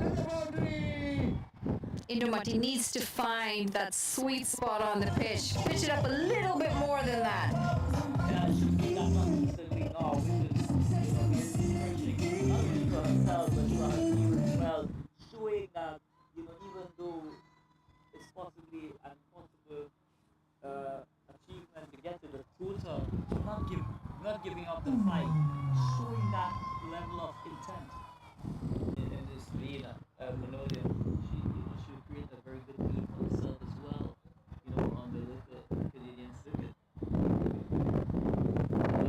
He got deep into a crease, and what she did really well was to get inside the line of the ball in order to execute that shot.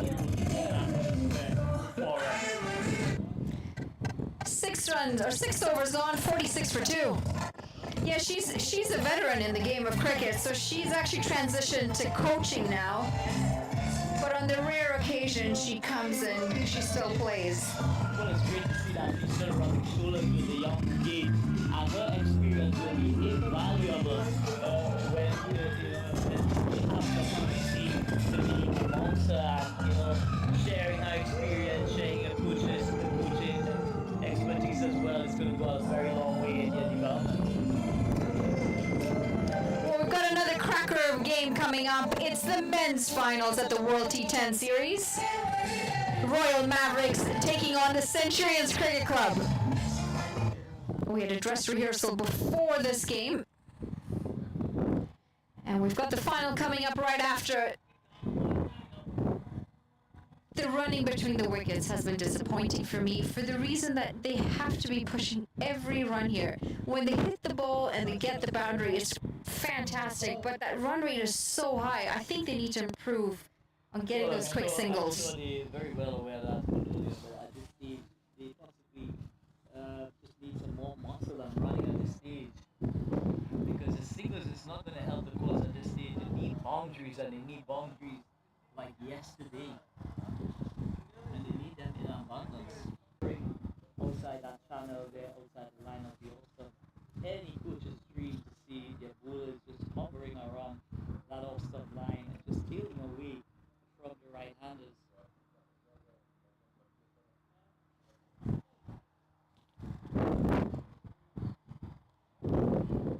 Straighter, and the batter has pulled off quite the unorthodox effort here. They'll pick up 2 runs. So Kamara Ragwa doing the field there at the square leg, shooting from that short fine leg position, running around about 6 meters to the left.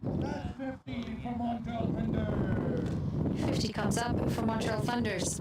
And 1 delivery to come in this over. So we can safely say at this stage, this game is done as a contest. It's not just trying to play for pride more than anything else. Dot ball to end the over, 7 gone, 50 for 2. Yeah, so the way the run rate is now Montreal Thunder 7-20. lost the 7 overs. Yeah, 3 overs to come. I still want to see them put in that effort with the bat and try and swing it. They've got plenty of wickets in hand. Yeah, so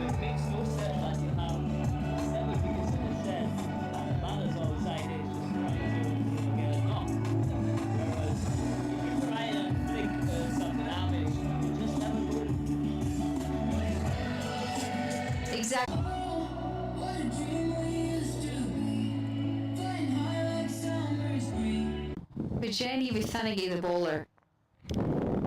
Another veteran for Canadian cricket.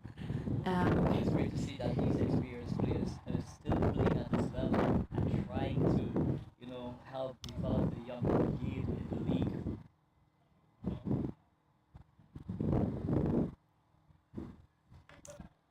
league. She started her playing career as a left-arm seam bowler.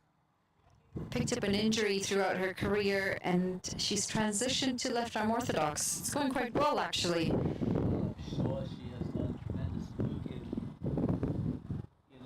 remodeling herself into a left-arm spinner. It normally happens, fast bowling at any stage of the career is hard work. Well bowled this. Lovely flight there, beaten the flight. Her head was up in the air, so she had absolutely no control whatsoever. Hence the reason why she wasn't able to make contact. Looking for that golden drive that was not there at all.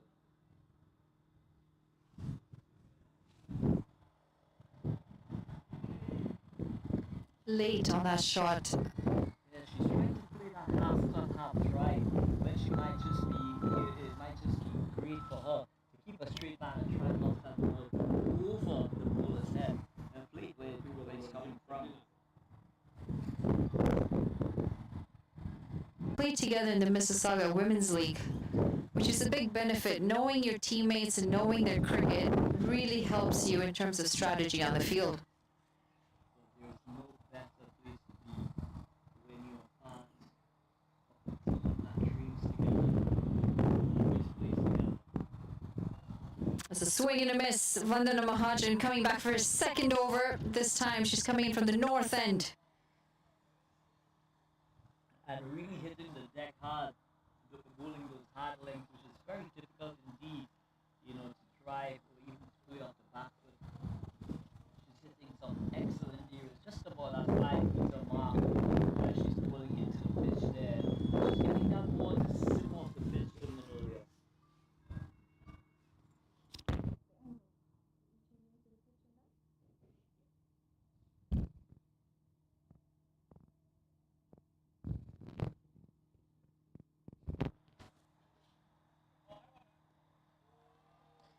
Lovely flowing drive there, just eludes the fielder at a long on, but it doesn't go into the boundary. But again, evidence of poor running from the batters there, not looking to catch it, even at this stage of the inning. Even though this game may have finished as a contest, you still got to try and get your individual score to some respectability, Manolia, if you have the opportunity to. Gurleen is going at a decent rate. She's 21 off 22, but Saleha Maqsood, it's 12 off 19. You shouldn't be having many dot balls, and you certainly should. Very good execution indeed of the pull shot. Any youngster looking at it, we look at the balance and poise in which the shot was executed, and it had four all of it from the moment it left the bat. What to the total? The total is basically limping along at this stage of the inning. 59 for 2 at the end of 9. 1 over to come in this contest, and I think it's safe to say that Mississauga Premiers here are going to be the outright winners of this tournament. They've gone unbeaten so far, really dominated from day one. And deservedly so. They've played flawless cricket. Their cricket has been something to savor. The manner in which they've executed is something to really take on board. In the way they bowl, the way their fielding has been excellent. And take nothing away, their leadership has been second to none. It's been proper execution all round. Jenny Vithanagi is going to be bowling the final over, and her second over.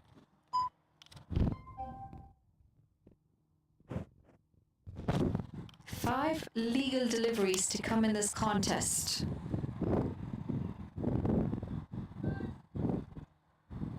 Backing away and trying to target that leg side.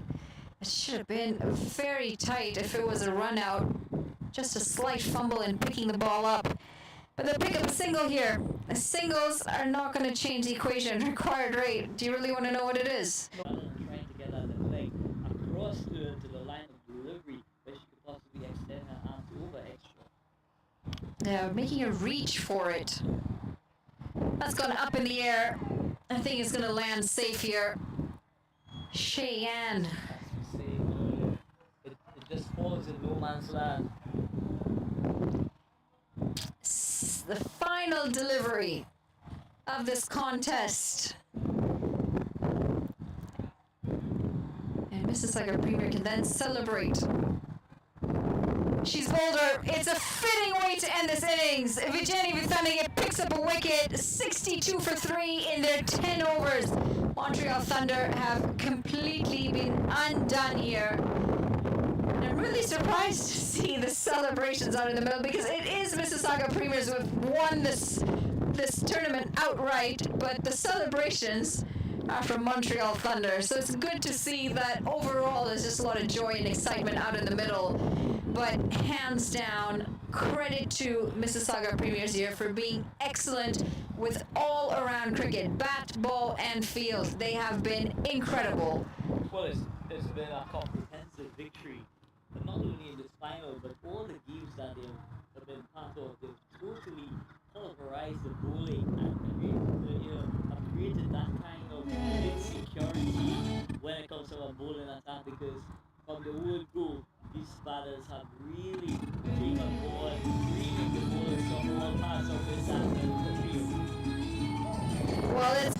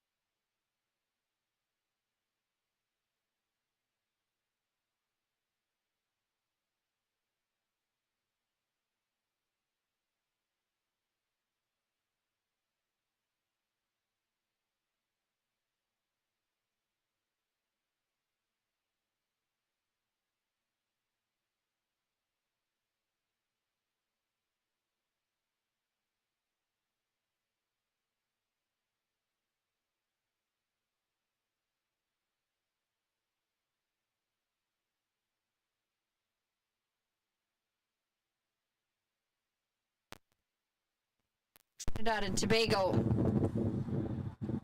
Pulled away. It's in the gap, and it's going to beat the fielder. It's 4 runs first up. Meher taking the attack back to the bowler. Short, and the batter just get into his wicket and played a really sumptuous pull shot, beating the mid-wicket to his left, and away she goes to a boundary. So, good start indeed towards the innings there. Centurion starting very positively indeed. That's a shot. It is swept, and it's just going to be one bounce over that rope. 4 more here. So that one is taken from outside the line of the off-stump and played handsomely through that backward square region, and another boundary is the result. So the Centurions are really motoring along in this first over. Just 3 balls in the innings thus far. It is within the power play. First 3 overs of a T10 are your power play overs. The 2 fielders in the deep mid wicket and long on. So it's definitely telling us that it's going to be the line is going to be more or less straight. They're asking the batters to hit into the leg side. They do have the protection in the leg side. Maybe now that we're seeing that the batters are going to be getting outside the line of the off stump, even if they go wide, to try and take them onto the leg side. I think the ball is lost as well. It bounced, and it bounced over the fence. It's gone down the hill. Where is the third umpire? He should be running out there with a box of ball. So we're still awaiting the ball. It just went over the fence. The guys are trying to hold it back in. The umpires are getting involved. So soon we would restart, but a splendid start indeed, very aggressive start indeed to the start of this innings by the Centurion openers. Well, we saw Centurions struggle with the bat in the game that they played earlier in the day against the Royal Mavericks. They didn't quite find the boundaries. They didn't quite get to the total. What they've done in this innings is they've been put into bat first to set the target, and they know that the Mavericks are so strong with the bat, they're going to need a big one here. And so you can see the intent is so different. They've been going from ball 1 here. Well, it's important in any final Manolia to put a score on. Scoreboard pressure in a final does bring about a certain level of pressure. It doesn't matter how strong your batting lineup is. Sometimes mentally, the score that you post could have that telling effect on the batters batting second. They found the ball. It looked like it had almost gone down a ravine. They're climbing a big hill back up, but they have found the ball. And I'm sure the batters would not have enjoyed this period of play where they had this momentum going, and now they've got to restart after maybe a minute or 2, with the umpires trying to retrieve the ball. So that momentum now has been taken away. Let's see how the batters now continue in terms of still trying to get that advantage in this power play overs. Yeah, it makes a big difference, doesn't it? When you're in the swing of things, the momentum's going your way, your concentration is on point, and then you have a stoppage in play. Well, it doesn't look like it's hampered them much. This is an uppercut, and there's no chance for any fielder there. That's going to be 4 more. Poor delivery indeed. Short and wide, just above the wayside, and asking to be put away, and it was extremely expertly put away over that backward position, and from the moment it left the bat, it's only going to result in a boundary. So excellent indeed from the Centurion batters, taking the attack to the bowlers. Yeah. 3 4s in a row here. This one's fired in, and it's fuller. Better length this time. I'd still like to see him hit a good length. That was a bit over-pitched, but it's not short. Well, on the Astros, sometimes it's a little bit difficult, to hit on the up, because that bounce could be a bit steepling a bit. So he's got to be careful here. He's bowled him. got the man that he wanted, Mir Patel. He is bowled on the final delivery of this over, 12 for 1 at the end of 1. Excellent comeback from the bowler there, bowling that arm ball arcing into the pads of the batters. He's trying to extend those levers, but bull neck and crop.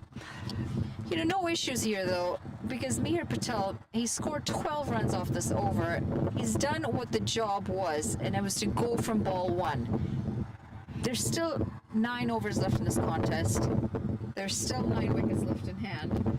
It's okay to be able to still power the runs through as long as the next batters come in, know where you've left off, and pick off or pick up from where they've left off. Well, I'm sure they will have discussed as a think tank, what total they'd be looking at as Manolia in wanting them to execute their rules, because I'm sure coming back sharply into the right-hander and was pulled neck and crop. Omer's going to come on with the ball. The other opening bowler from the south end. Soman walking out to the middle. Down the ground. It was overpitched, and it should go away for 4 runs here. Looks like it's just crossed that line. A good effort. Just couldn't pull it up. Couldn't pull it back on the rope. So a sumptuous extra cover drive. It had 4 written all over it from the moment it left the bat. But a very good start to this over. Getting that early boundary really sets the tone for the rest of the over in any wide ball format in Manolia.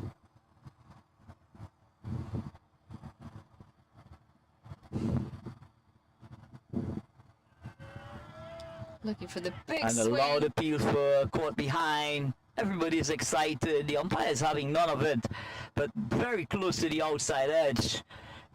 Beating it with the pace of that delivery there, going for that pull shot, but it was through him before he could even get that backswing up. Well, he gets a good piece of that, but it's going to fall just short of the fielder. Yeah, so that one was lifted into the mid-wicket region, agonizingly close to that fieldsman there, but I just felt for a moment, once the ball is hit into the air, Manolia, it's important for the batters to keep running, whether the catch is taken or not. You want to see that intent with the running, where both batters take on board. In the event that the ball is dropped, you easily able to pace the delivery there. Catelli, he's not bowling left arm orthodox, he's bowling left arm quick in a hurry. That ball was very quick indeed, sliding past the outside edge into the middle of the keeper. Down the ground. And it's going to be 1 bounce, 4 runs here. The commentators cursed Manolia there. When we were just praising the line of length he was bowling, he goes up into the half volley zone and is hit over mid-off for 4 runs. 4 runs. So the Centurions continue to be positive. They continue to show a lot of intent. But the fact is, what score, in your opinion, based on history, Manolia, in your opinion, you believe that is a defendable score on this field? 2 overs gone at 21 for 1. This morning we saw 91 on the board, and they were able to defend it. I still think against the Mavericks, you need 100 on the board. Okay, so a par total of 100 would be something that you'd be looking for, or in excess of. Exactly. I just think the batting lineup for the Mavericks is quite strong, and they're able to get the big boundaries. Is it as a result that they'll be able to capitalize on poor bowling, or is it a case where they do have some really exciting batters that could take on the bowling? Yeah, the latter of the 2 options. The bowling from Centurions is not bad, but the batting is able to create those chances. They're able to maneuver the ball to pick up those boundaries, to hit the lusty blows and pick up the sixes. Well, one of the key components of this T10 format, not to forget that the outfield also down the ground that way is quite thick and slow. well, I tell you what, it has been a very long time. We have seen 3 left-arm bowlers in operation in one game. Very exciting indeed. Extra bounce there. Yeah, and what happens on this AstroTurf, sometimes that steepling bounce is very difficult to control as a batter. It's not the conventional bounce you will get off a turf pitch, but on this surface, the bounce can be very steepling, and it can be very difficult indeed to navigate.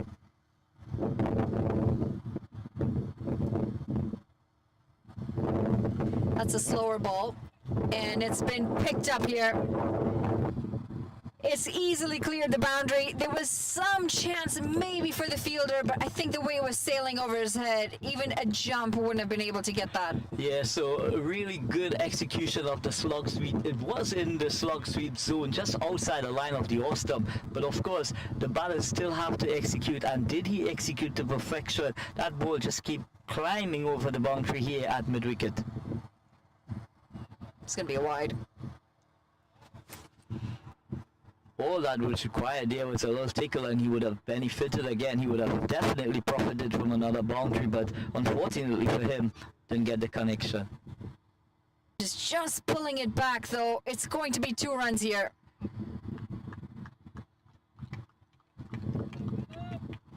So the loft ball over that square-leg position. There needs to be some adjustment, and the adjustment that I would love to see from the bowler is to go into the pitch rather than trying to go up full. I would love to see him go into the pitch and take the levers away.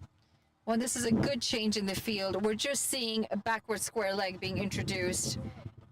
They've saved the mid-wicket as well, and they've pulled in long on.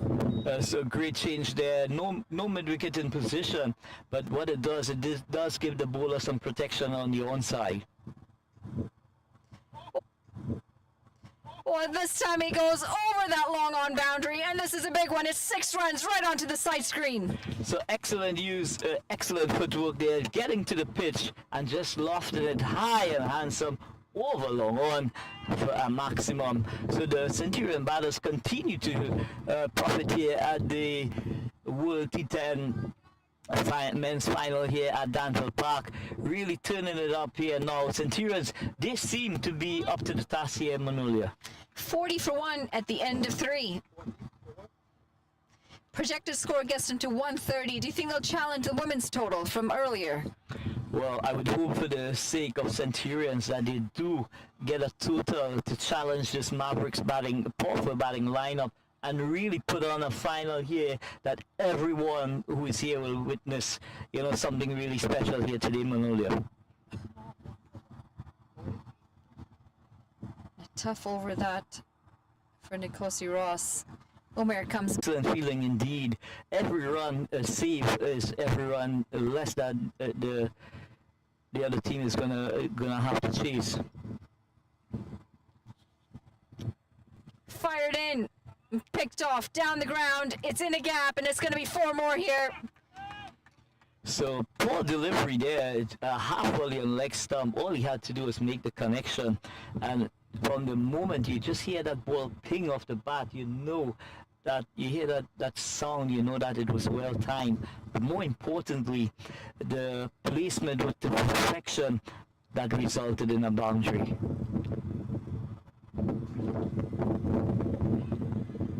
Looking to swivel that into the leg side. Doesn't quite get the connection. It's a much needed dot ball here for the Royal Mavericks. Well, I thought that he possibly should have rammed that delivery, just go down low and just get that bat in position and just allow the ball to get on and get it go for the keeper. Oh, that would have stung. There was a fielder at extra cover, pulling his hands out of the way just at the last moment. It's going to be 4 runs here. It was a bullet. Well, as we say in Trini, too hot to handle. Yeah, you don't put your hand where there's fire, son. Especially because it's cold. It is cold, and when your fingers are cold, that ball stings. It does indeed. Powerful extra cover drive. And he's going again across the line of flight. Maybe just stand up and just work the ball into acreage of space on the leg side. But at the end of over number 4, 52 for 1. Even the best in the business, they crumble under pressure mentally. So you ask yourself, when you see certain teams, they're chasing a modest total and they just capitulated, you ask yourself what has happened. But the mental aspect of the game does play an integral part in the way games pan out more often than not. It's all about the mental aspect of it. Going through that process and being able to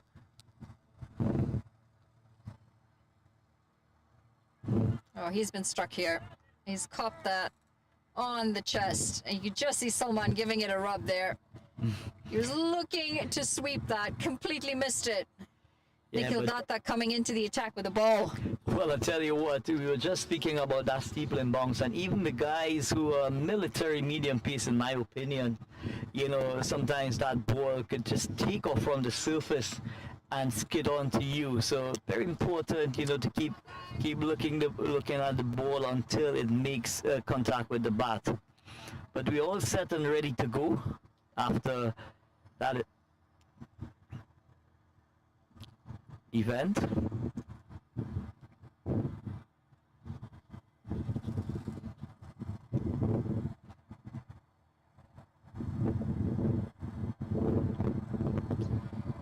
Again, So- looking to get under the ball and to pull it into the leg side.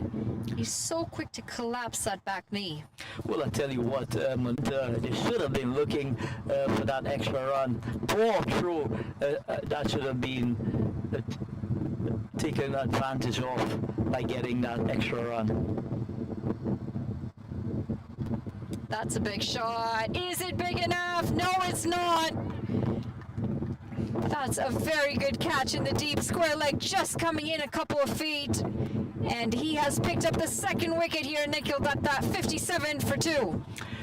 Yeah, good wicket at this stage of the innings. Just when we felt that the Centurions was really, you know, running away with the scoreboard at this stage. A wicket is taken, but very good execution when it comes to catching, especially when the wind is up here at Danville Park. So good execution when it comes to catching. Yeah, So the decent. Mavericks would have definitely been very happy with that second wicket, Manula. Yeah, and it just breaks that momentum. You know, it was Salman Arshad who was really striking at a decent rate. So Salman's rolling back the years here at Danville Park at Manolia. I mean, you don't want to say that to him. He still believes he's in the prime. Imraz Rafi comes out to the middle. We'll have to see what he thinks about that. I'm not excited to get the reply to that.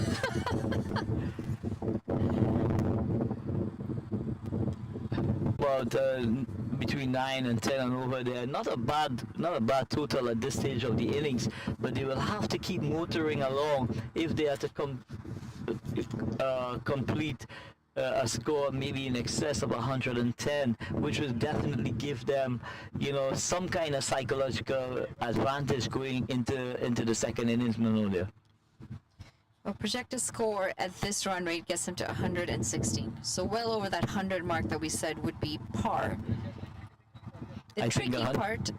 I think 116 is going to be very, very competitive indeed. But as we have alluded to earlier, this Mavericks team batting lineup with the likes of Jaran Maniram and company, they can be very destructive indeed. And I did have the pleasure during his earlier cricketing days, Jaran Maniram, having the opportunity to be part of his coaching career from a coaching perspective. So I do know how destructive that young man can be. We need to go back and get the commentary, or should we attend? Because I kept thinking about it. I mean, you could sense the wicket coming in that over. I think it was the blow to the chest that really got you. Like, we talked about getting the whole job. The intent. No, the whole job, and there's a requirement. That might have helped. I think you batted well, to be honest.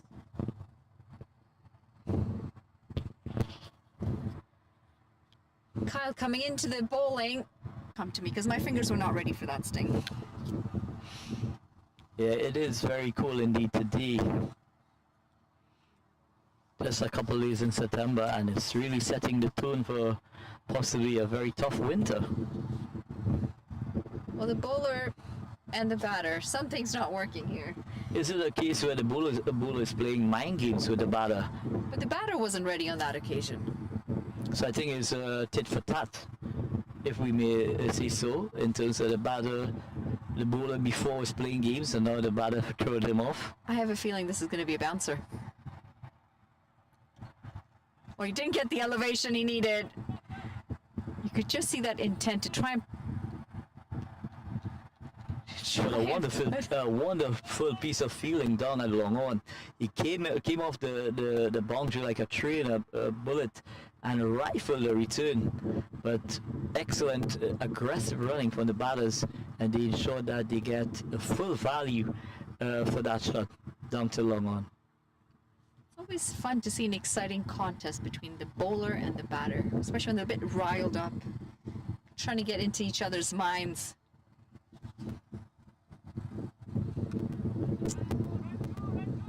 In the gap, literally no man's land. It was up in the air for a long time. But we will both agree that both these teams, both players on each side would definitely know a lot about each other. So rather, other than the bragging rights, is that level of that competitive edge that exists between these two teams to the entire event.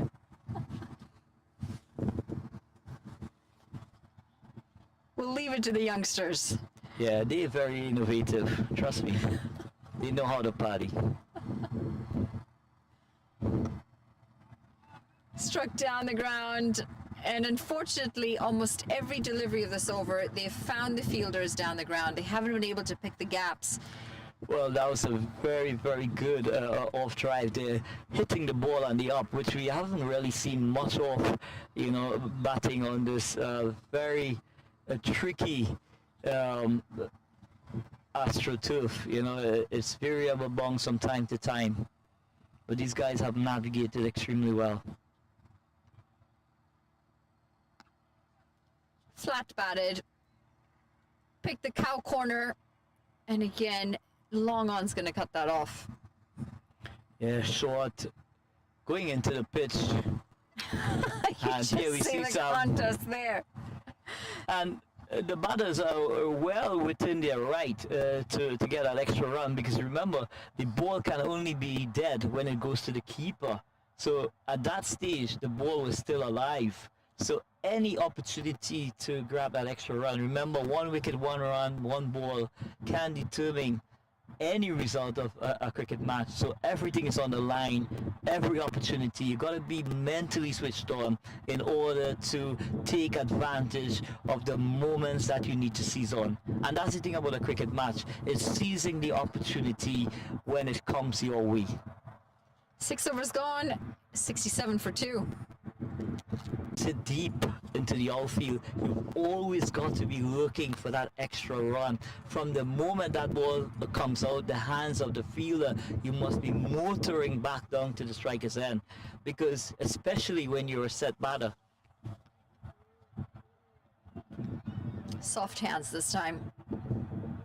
He just seems to be running his fingers across the seam of the ball, more or less cutting the ball off cutter, leg cutter, as the case may be. So taking the pace off, not giving the batters the momentum or the pace to work with, so it's difficult to really take him apart.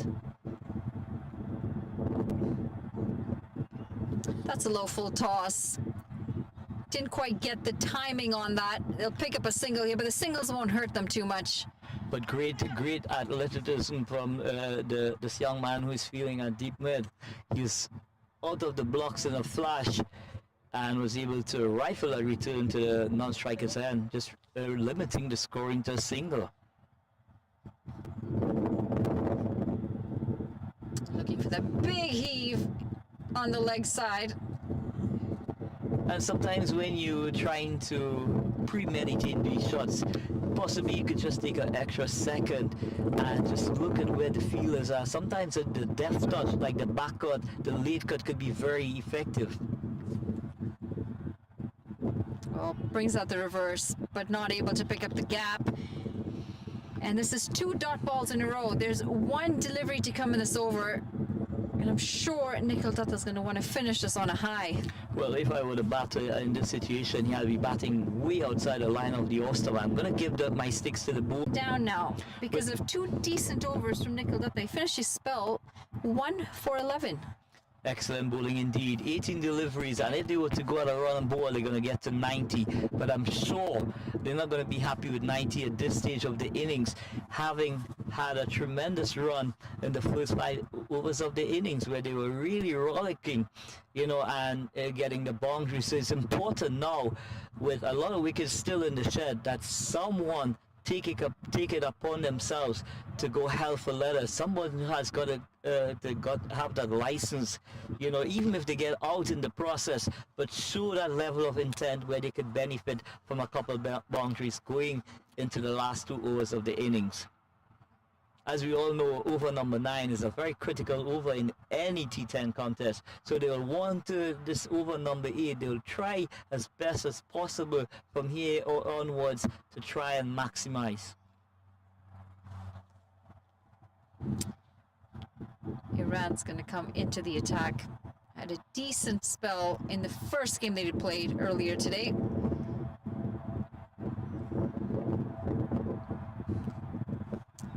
That is into the offside and misjudged by the fielder. He was in 2 minds. He wasn't sure whether to go for the catch or not. In the end, he pulled out to just try and stop it. Which I felt that decision making should have done maybe a split second earlier, so that he would have had the opportunity to be in control when the ball did hit. Quick, very quick, beats the batter. Yeah, so Yorker on the crease, is diamonds at this stage of the innings. Every dot ball at this stage of the innings, will create some level of panic with the batters.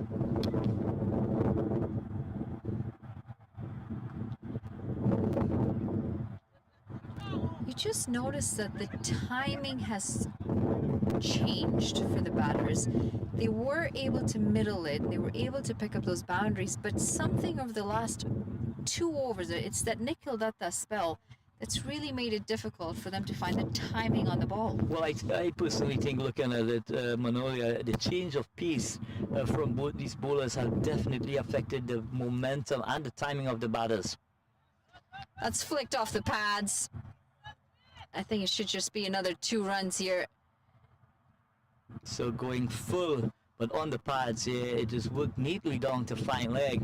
The deep backward spare comes around and it saves his team 2 valuable runs.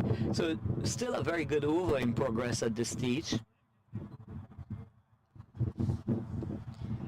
Trying to go down the ground. He's not middled this. And it's going to be another misfield right on the boundary. He lost the ball in the blue sky. It can be very tricky when it's a clear blue sky like this. And we're still waiting on the confirmation, but from what I've seen, it seems like it's got... Oh, my goodness. Well, the fielders just signaled a 6. These Centurion guys are going to be very, very heartbroken, having not gotten their maximum runs for that shot played. 8 overs gone, 84 for 2. So 12 balls, 110 still is possible. But this is the over we predicting, Manolia, where something's got to happen. Something's got to happen, and I'm hoping that these guys don't premeditate their shot making.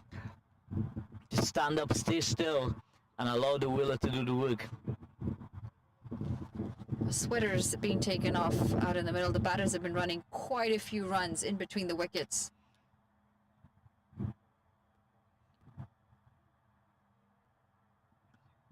Down the ground, and I don't think anyone's going to get to that. It was fast, and it has pierced the gap between the 2 fielders. It's going to be 4 runs here.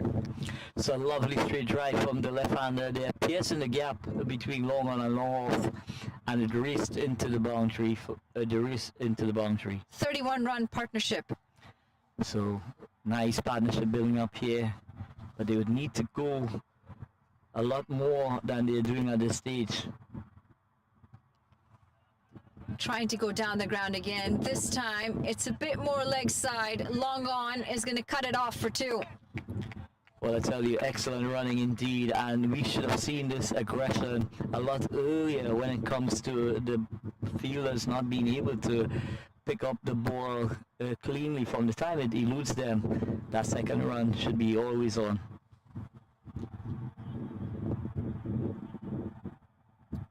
Going to get through the keeper. Well, sloppy work all wrong, if you ask me, Manolia. He should have just lobbed the ball into the wicketkeeper mitt. You know, it's always going to be a single. A run out was never on the cards, so just giving away an extra run needlessly at this stage of the innings.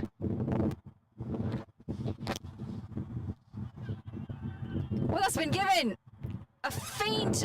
I'm not actually sure if there's an edge or LBW here. Well, I tell you, if that ball was edge, it's an excellent decision from the umpire if he did make contact off the glove. But Have to wait and see the confirmation of just what form of dismissal that was. We're not at the best of angles here to be able to judge how and where the ball is pitching. well, I tell you what, based on where we are sitting, it just seemed if he did, possibly the glove would have gotten a touch, you know. 93 for 3 and 1 delivery to come in this 9th over. So 7 balls remaining. If they are to try and essay 3 boundaries within the next 7 balls, it will still take them to a very competitive total.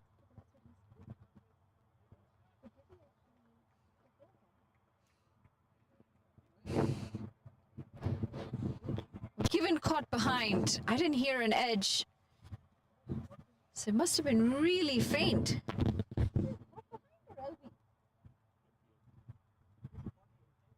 Well, you picked caught behind. Line of the stumps, the way you played it. He wasn't happy because he thinks it was outside off Yeah, stumps. but it looked like it was outside. It's really hard to tell from this angle, but just the way you played that shot, it didn't look like. 1 over to come in this contest. 94 for 3 after 9. 6 deliveries, Manolia. I'm sure if they are to essay possibly 3 boundaries in this final over, it would really give them that momentum going further. So a lot is still on offer. 6 balls, 6 sixes. It's possible. 6 fours are possible. 6 singles are possible. 6 wickets are possible as well. Well, this is flicked off the pads, and it's going to run away for 4 runs. A very good shot. It's a pickup shot. That ball just outside the line of the leg stump, and all he had to do basically was to make contact, which he did, and it flew down to that final region for a boundary that takes the score on to 98 for 3. 98 for 3. Still 5 legal deliveries available to the Centurion team. So I was essaying 3 boundaries. 1 is already out of the way. Well, he's using his feet, looking to go down the track. He's got a thick edge here.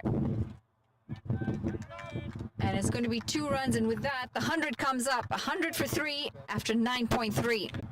Extra bounce. Really put his back into that one. Swing and a miss. Looking to go for that uppercut. So 2 deliveries remaining. 2 legal deliveries. Do you guys think it's a decent score? Welcome so much. Thank you. I thought you were playing the game. I can multitask. I saw you. Very good change of pace there from the bowler. Just running his fingers across the seam there. Off got an offer there. Just beating all ends up there with that delivery. Lovely change of pace. And again, at that ball at this stage of the innings, very critical to the Mavericks. Rehan is a good bowler. He thinks well.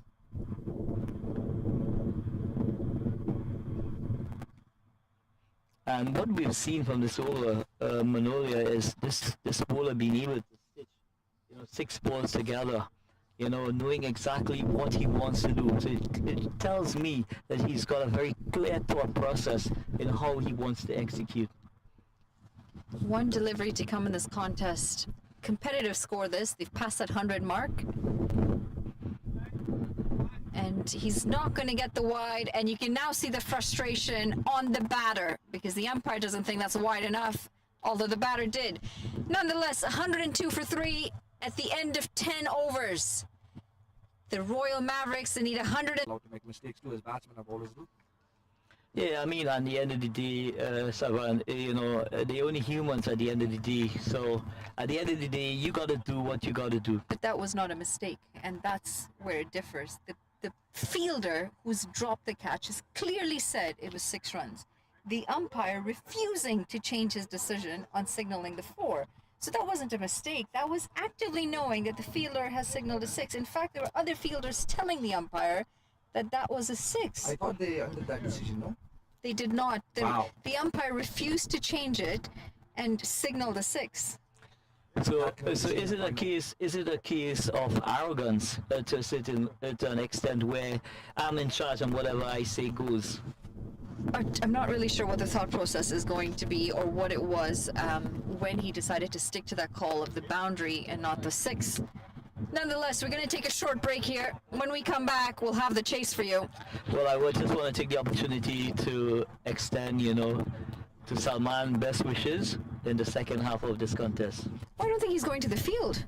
I'm playing as a super sub, which sometimes I'm happy about it. Too bad, because we were definitely going to judge you on the catching and the fielding. Manali told me that she is going to analyze my batting, so every ball I played, it was in the back of my head. So I'm glad I don't have to field now. Well, you batted well. I'll give you credit there. Thank you. I mean, I got lucky how's today. the bruise? We'll find out. We'll find out tomorrow You morning. did cop that one pretty well on the chest. We'll be back shortly.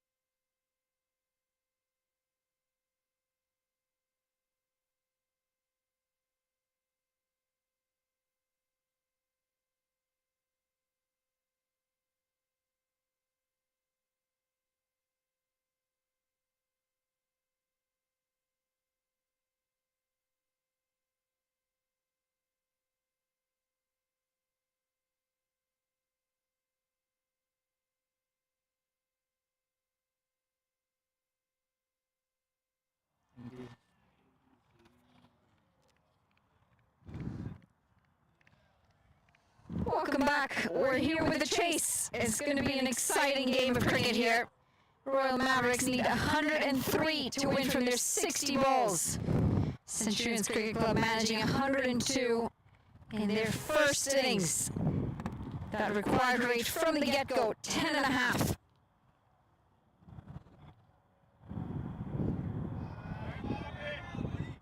We're going to start with the wide first up. Jade Padmore, Nikhil Datta.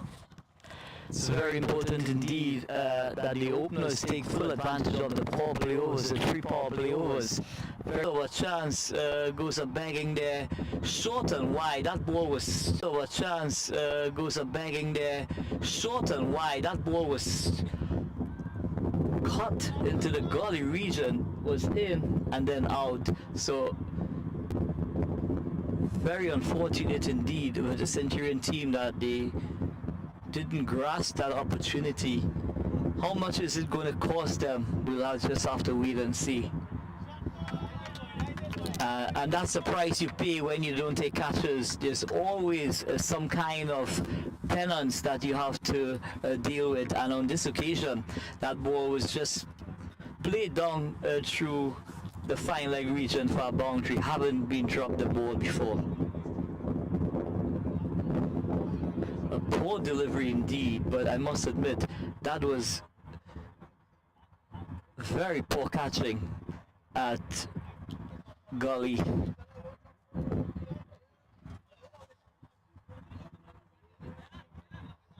Well, they do say catches win matches, and we'll have to see how expensive that drop's going to be. Naeem was yet to get off the mark when that catch went down. So you could just add 4. You could start with 4 in regards to how much it has cost them thus far. And normally batters, when they get an opportunity in terms of a drop catch, you know, that just ignites them even further, you know, thinking that, you know, all is going their way. Indeed. It's a better length this time. Yeah, and Naeem just allowed it to come on to him, and it taps it out to extra cover. There's no run, so at the end of over number 1. It's 8 for no loss. A decent start. Yeah, but they were held by some very, very poor catching indeed. Had they got that wicket, 6 runs would have not been on the scorecard. But catches do win matches. It doesn't matter how strong a batter lineup. If you keep chipping away at the wickets at any stage of a contest, it does get very, very tricky indeed, Manolia. So the order of the day for Centurion is to try and get some early wickets and put a lot of pressure on the middle and lower order. Tuva comes into the attack with the ball.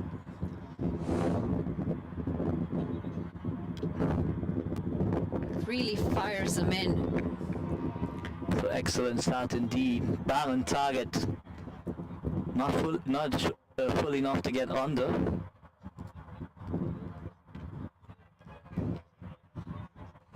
You'd feel the singles aren't going to hurt them too much here. Yeah, short and wide outside the off stump. He just rocks into the back foot and plays it pleasantly out to deep extra. There's just a single on offer.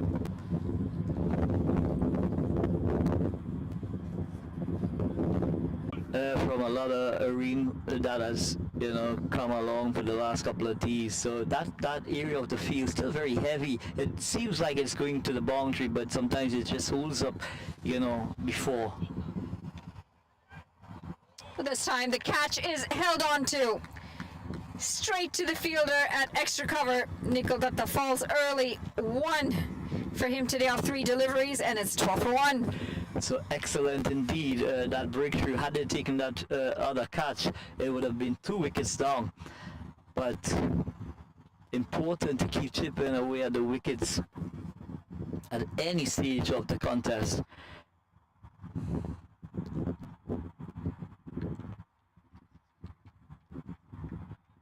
Good catch indeed. trying to hit that ball over extra cover, but only finding the fielder very disappointed indeed.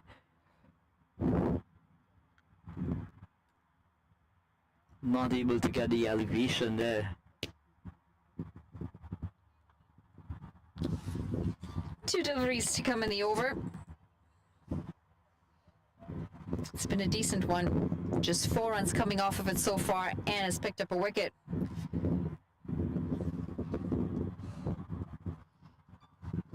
Chipping away at that momentum when you pick up wickets.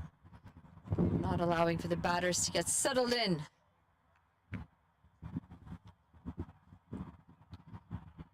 The ball in, and I think a run out, but they were so caught up with that opportunity in terms of asking the umpire for the obstruction that they totally lost it for that moment. 2 overs gone, 16 for 1. So just thereabout in terms of the scoring rate, they right on target if you ask me at this stage. But what is important for Centurion is that they into over number 3, and if they could restrict the scoring in this last power play over, it could be very interesting indeed. So they will want to come out of this power play, without much collateral damage from the batting team.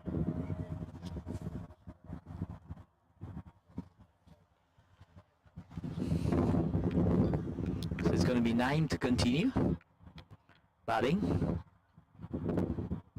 9 being dropped, first ball.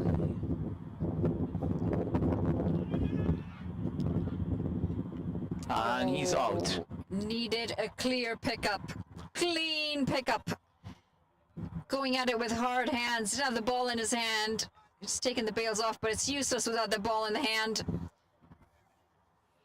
So another chance goes a begging there, but good aggressive running on the part of the Mavericks.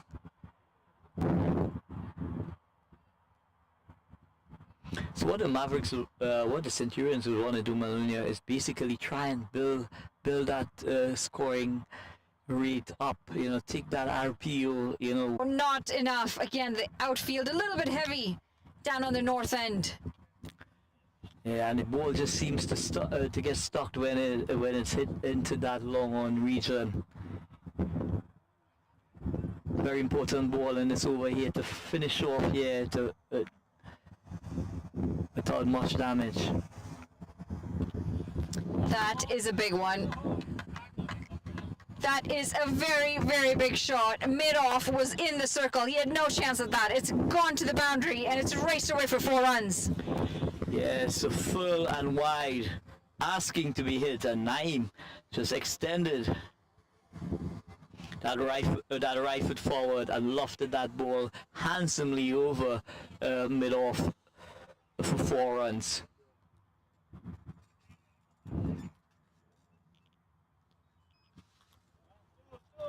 We're seeing a lot of runs go behind the keeper here. Third man is in the circle. Fine leg is also in the circle. But the pace at which these guys are bowling, once there's any kind of contact, there's almost you could almost put 2 runs into the scoring book. Just see half a shot looking to play across the line. One thing I have not seen much of in this tournament, and maybe it's because of the variable bunks on the Astro, we haven't really seen much LBW. Yeah, spongy bounce on AstroTurf. Unlike turf when it's natural turf where it's more true.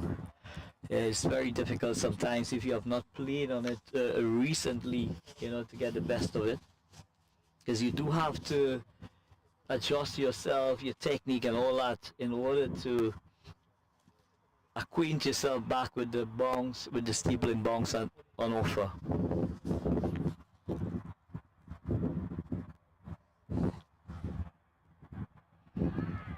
That's well bowled. Yorker into the pads. They'll pick up a bye. That required run rate now moving to 11.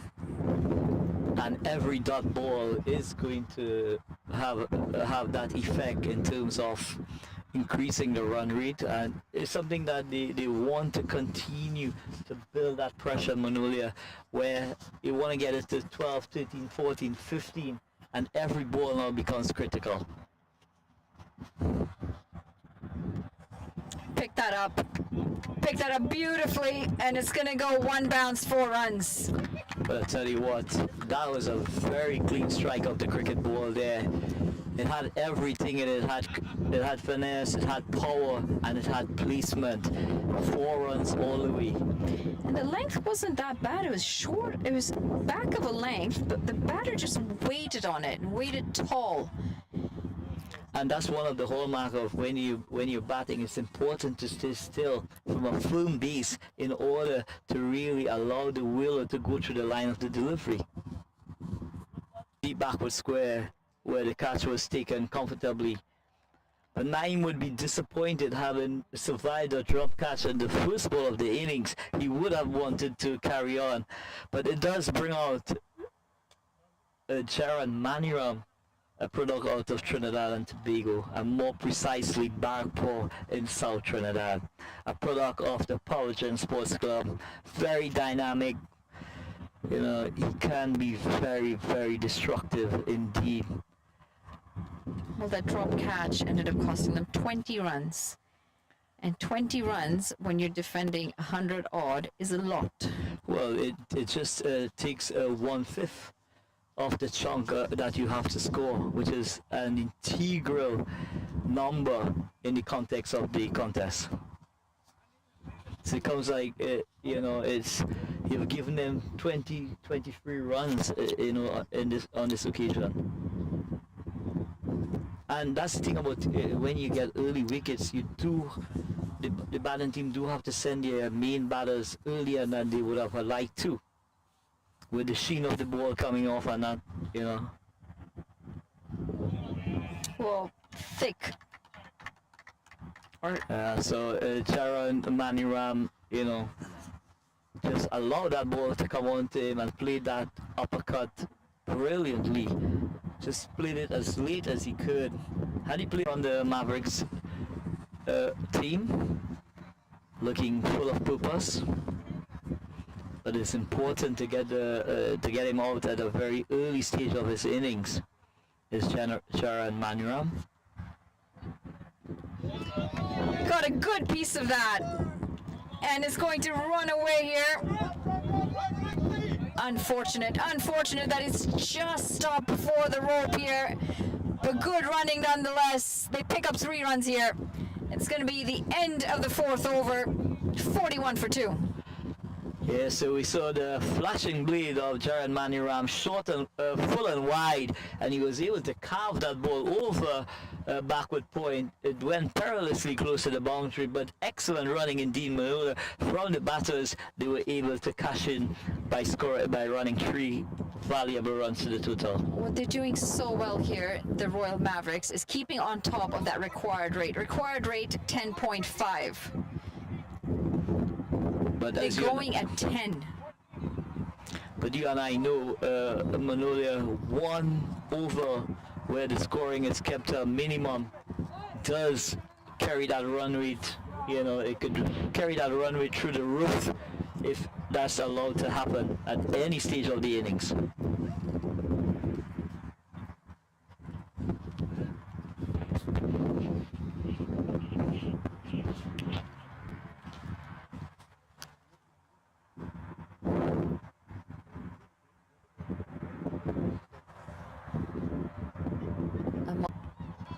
Through the offside, it should just be a single here. It's going to come down to that throw. This might be tight. Needed a flatter throw there.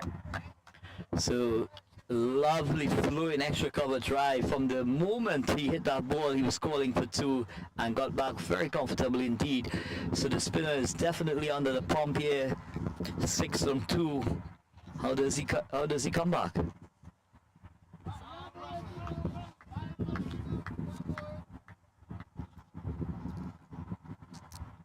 So by is given away by the wides. So that's 2 wides to the total. He'll have to reload that one.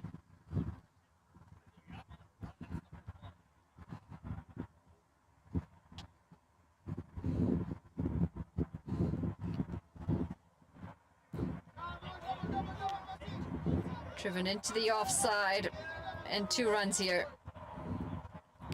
And these 2 batters are really taking on the Bongo Riders. They're preparing him at this stage. From the moment that ball is hit out into extra cover, they're getting back for 2.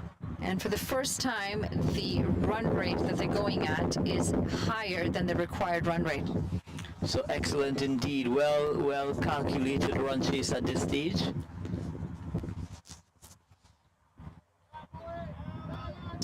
Good effort that from Jade Padmore at point. Definitely takes the pace off of it. It was crunched through point. And a lovely flowing square drive there.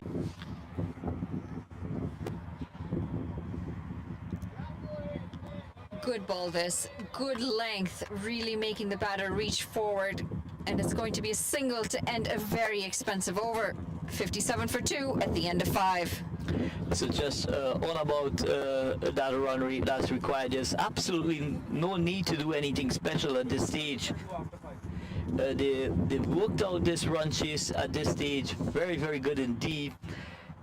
They are exactly where they want to be in terms of the score and the amount of wickets lost. But you just add 2 wickets to the total, Manolia, and it changed the entire complex of this game. Yeah, I think this game is really going to be a contest here as we get to the latter half of this innings. 5 overs to come. They need 46 from 30 balls here.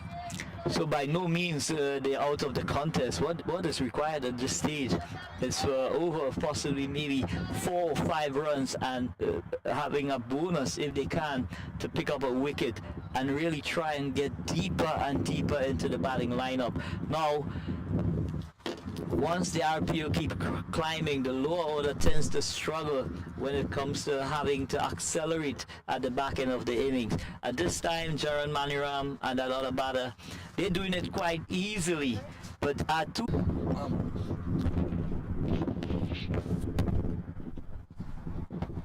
I think it's a shorter format, and I agree with you. And pressure does bring about a certain amount of lack of confidence, if I may say so, in a batting lineup, as tough as they may look. Yeah, wickets definitely hampers the progress. It also will change the momentum that the non-striker is going at. But at the same time, dot balls are like gold at this point in the game. Indeed. We'd always said 100 would be par.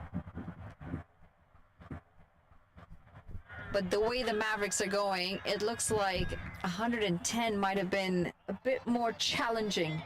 Maybe even pushing that to 115. Yeah. Am I the only one who felt there was a noise? Well, you know, there was a loud appeal and the umpire was having none of it, but what give something away is the fact that after when the ball passed, the batter was looking back to the keeper, so it did give me an indicator that there may or may not have been a touch. Trying to go down the ground, and it's just going to be a double here. So it's a pickup shot in operation here. This one is picked up and lofted deep into the mid-wicket area, but some very good work out at the deep mid-wicket region. Cow corner, you know, saving 2 valuable runs at this stage of the innings. I didn't really hear a nick on that, Salman. You just cannot afford to bowl those extras, not when the game is so tight. At no stage of the contest you want to be giving away extras, but more importantly, you will have to reload that delivery, and if that extra delivery goes for a boundary, then it really adds insult to the injury. 30-run partnership coming up as well. I want to be a little cynical here, and I've been wanting to have a super over since Saturday. I would love to see one. I just not. I hope the coach is not listening because they won't like me saying that. But I think. I don't like you saying that. But if, Why is that? How many games have we done in the last 3 days, Salman? It's back to school tomorrow, you know? Well, I tell you what, Salman, if this game were to go into a super over, I think it would be a very good advert for this T10 competition. I completely agree. And Well, there's definitely no intent for bringing this down to a super over. That's a maximum 6 runs through extra cover. And it's a little gem of an innings here, building up from Jaron Maniram. What a brutal, lofted extra cover drive. In Trinidad, we say scored a big man shot. Just backing away a bit and lofting that ball high and handsome over extra cover. 69 for 2 at the end of 6, and we had mentioned that that previous over initially had 2 deliveries to come. It was I wish I could disagree, but it is true. I've been talking to Manali about the transition from playing and being involved in cricket in different other ways than just being part of the playing 11. And if I were to be a bit bold, may I ask what area or areas you're looking to complement that in? We gotta figure it out still. We don't know. Cricket is there's a lot of opportunities around this sport. There's coaching, there's umpiring, there's there's management work, there's being in media. I have some experience in media, so that's where I would want to go. You love media, is that what you're saying, Salman? Absolutely. Specifically, 4 runs here. and that shot is drilled through backward point, full and wide, and what a great execution of the square drive there, beating the fieldsman at backward point, and it raced away like a trace of bullet into the boundary. 28 now needed of just 22 deliveries. So the equation is getting easier and easier, but as I said earlier on, wickets here now could change. Well, early calls here for 2, and they do just that. They've run really well in between the wickets, these two. Well, I tell you what, in the last 3 overs, both Jaron Maniram and the other batter, they've basically taken the breath out of this. It could be the difference, Manolia. A run here, a run there could make the difference. Well, he's just turned that into full toss. A little shimmy down the wicket. And should have been 2, but the non-strikers end. We have a batsman who's laying down there. He's slipped on the AstroTurf. Yeah, Jaron Maniram just taking a shimmy down the wicket there, shoveling that ball into the leg side, but losing his footing at the critical moment when turning to get back for that second run. Big appeal there. And it's raced away past the keeper. This extra is really gonna hurt the cause of Centurions. Mavericks. 2 leg by signaled, and that's going to be the end of the 7th over. 50-run partnership comes up as well off just 21 deliveries. So very 81 good for indeed. 2 at the end of 7. A very good partnership indeed, and it has come in very quick time indeed, Maganoa. Just what the doctor ordered for that Mavericks team, having lost 2 quick wickets. But again, had the Centurion team pick up that first catch from Naeem, it had cost them a valuable 20 runs. So how important was that catch in the context of the contest? Yeah, unfortunately, we won't really know exactly how valuable it would have ended up being, because that would have pressured the wickets to follow. That being said, this contest becoming easier and easier for the Mavericks here. They need just 22 off 18 deliveries. That's a cakewalk in the shorter format of the game. It is, in theory it is, but wickets always changes. Few runs, a lot of wickets remaining. They don't need just few wickets, they need wickets in bundle to have any chance. Yeah, they need wickets on a consistent basis, and maybe a hat-trick if possible. You know, a hat-trick of wickets definitely could change the course of any cricket match. Mavericks have a very deep batting lineup. Having to have a hat-trick here, if I were to be rational, that's going to be very difficult. Tuva coming into the attack and is gonna go for a couple more here. They've run consistently well with those doubles.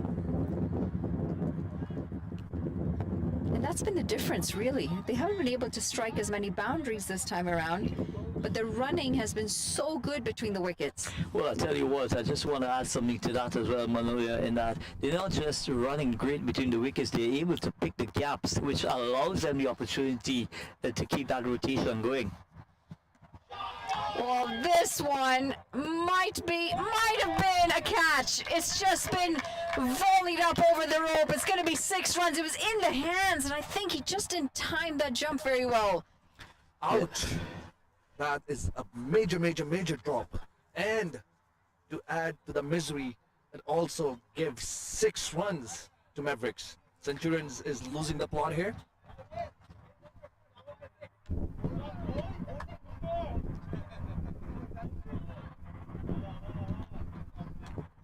So a very big 360 manner.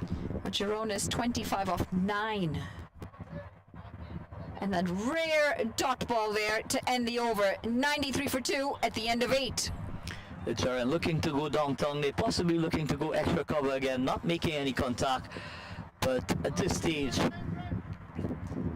it's going to take something extremely special to bring the Centurions back in this contest, Manolia. Yeah, we'll have to see if this contest is going to have a twist in this tail. 10 required of 12 deliveries. Well, I would love to see a sting in the tail here from Centurion. Let's see if they could, have a sting in the tail where they could really make it difficult, even though we must admit that the Mavericks team, they are in the driver's seat in this final here at Danville Park.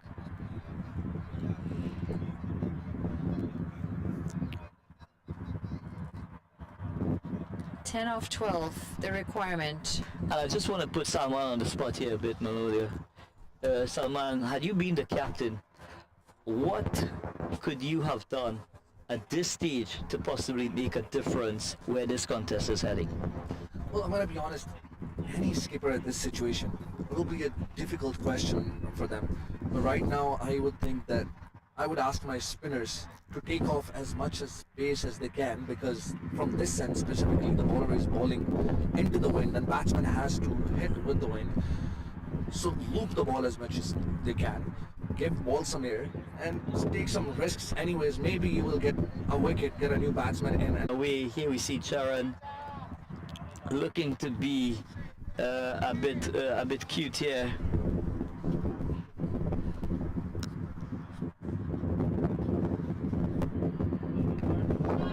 Down the ground. And it would have been the catch of the game had he actually caught it. Certainly went for the option of the catch, dove over the ball, and it's been struck away for more runs here. 4 more added to the total. They now only need 3 more runs. So it's almost over here. Both Jared Maniram and the other batter has really taken this game away from Centurions, all on their own. He beats the fielder there. It was guided beautifully, that late cut. And they've just been told they need 1 more to win this game, and that's going to be the game. They have run the last 3 runs on that delivery. So lovely back cut there from Jared Maniram. That ball raced down to third man. They were able to get the required 3 runs. So many congratulations to the Mavericks team, having played some flawless cricket in ensuring that they take the title here this evening at Danville Park. At the side of me is Salman. Your thoughts on this tournament, Salman? this is And no surprises here as the Royal Mavericks walk off with smiles plastered on their faces. They will be happy here. They've won this World T10 competition. Centurions, they thought they had enough on the board, but a very strong batting side in the Mavericks. We're going to be back after a short break here with the post-match, so please don't go too far. It's just going to be a few minutes when we return with some post-match action.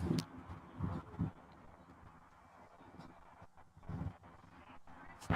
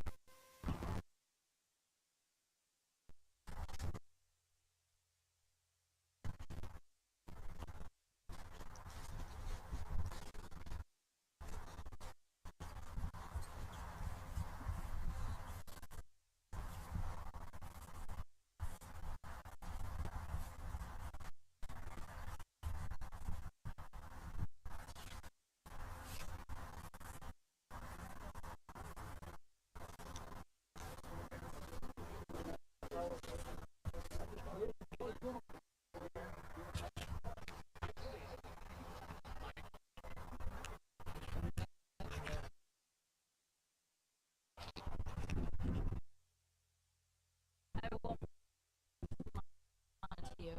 Okay? Forget me something. I'm back home. Are we agree?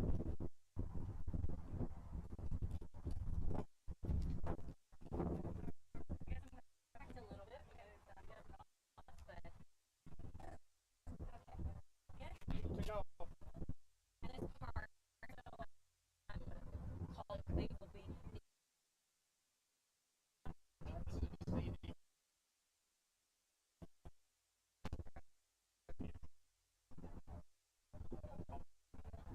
back come up a little. Do you want us in the sun? Pass it. Where we size? Is that it? Do you want me like to two gentlemen that are with me? We have the CEO, the founder of T10, and next to Atol, we have Councilor CV Amara from Whitby, and we are Councilor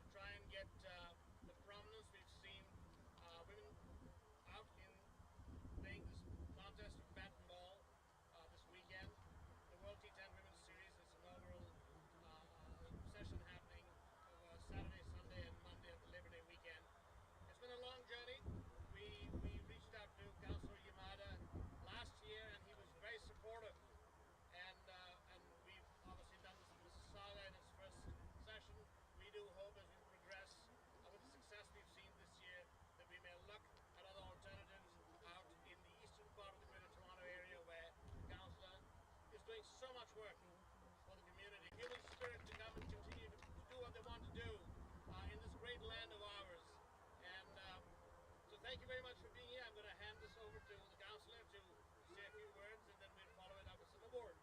Thank you, Atul. Thank you for having me out here to Mississauga to celebrate with you this tremendous tournament, the World T10 Women's Championship.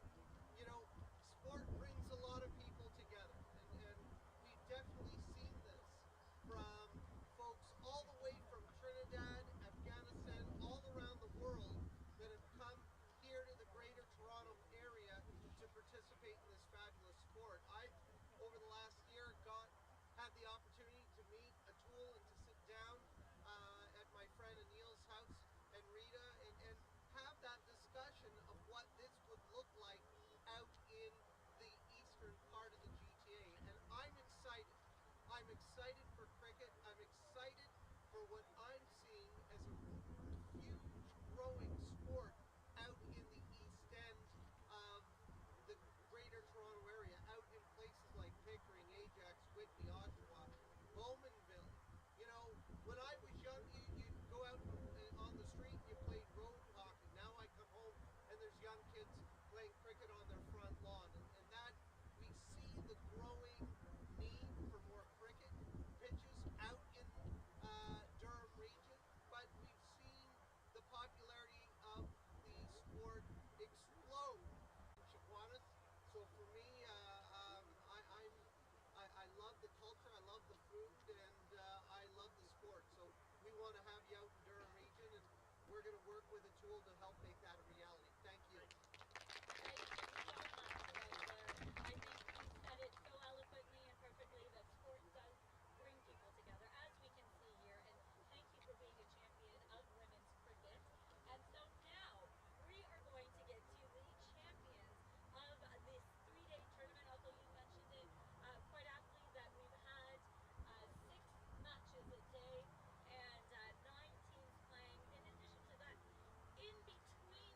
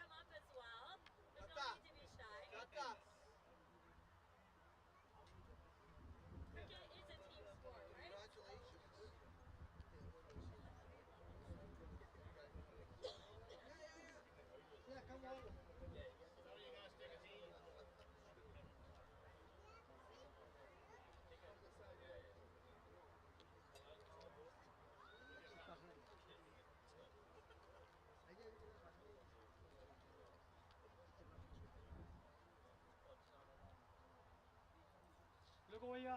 Everyone. Wait.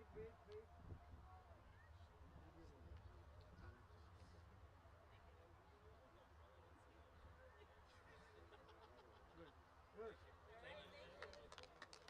We also have a $4,000 cash prize for you guys. For the champion.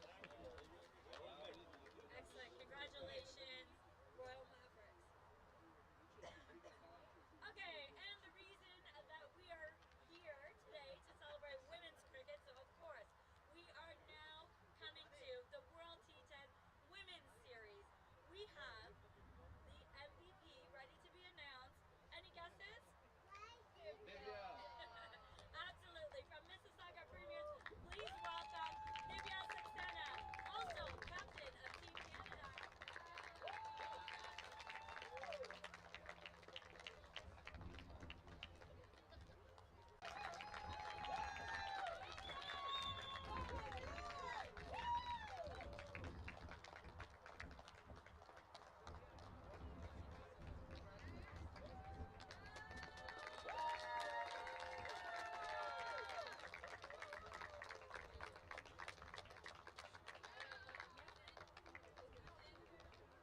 Join you as well. Yeah, you can also join. Atulji. Good.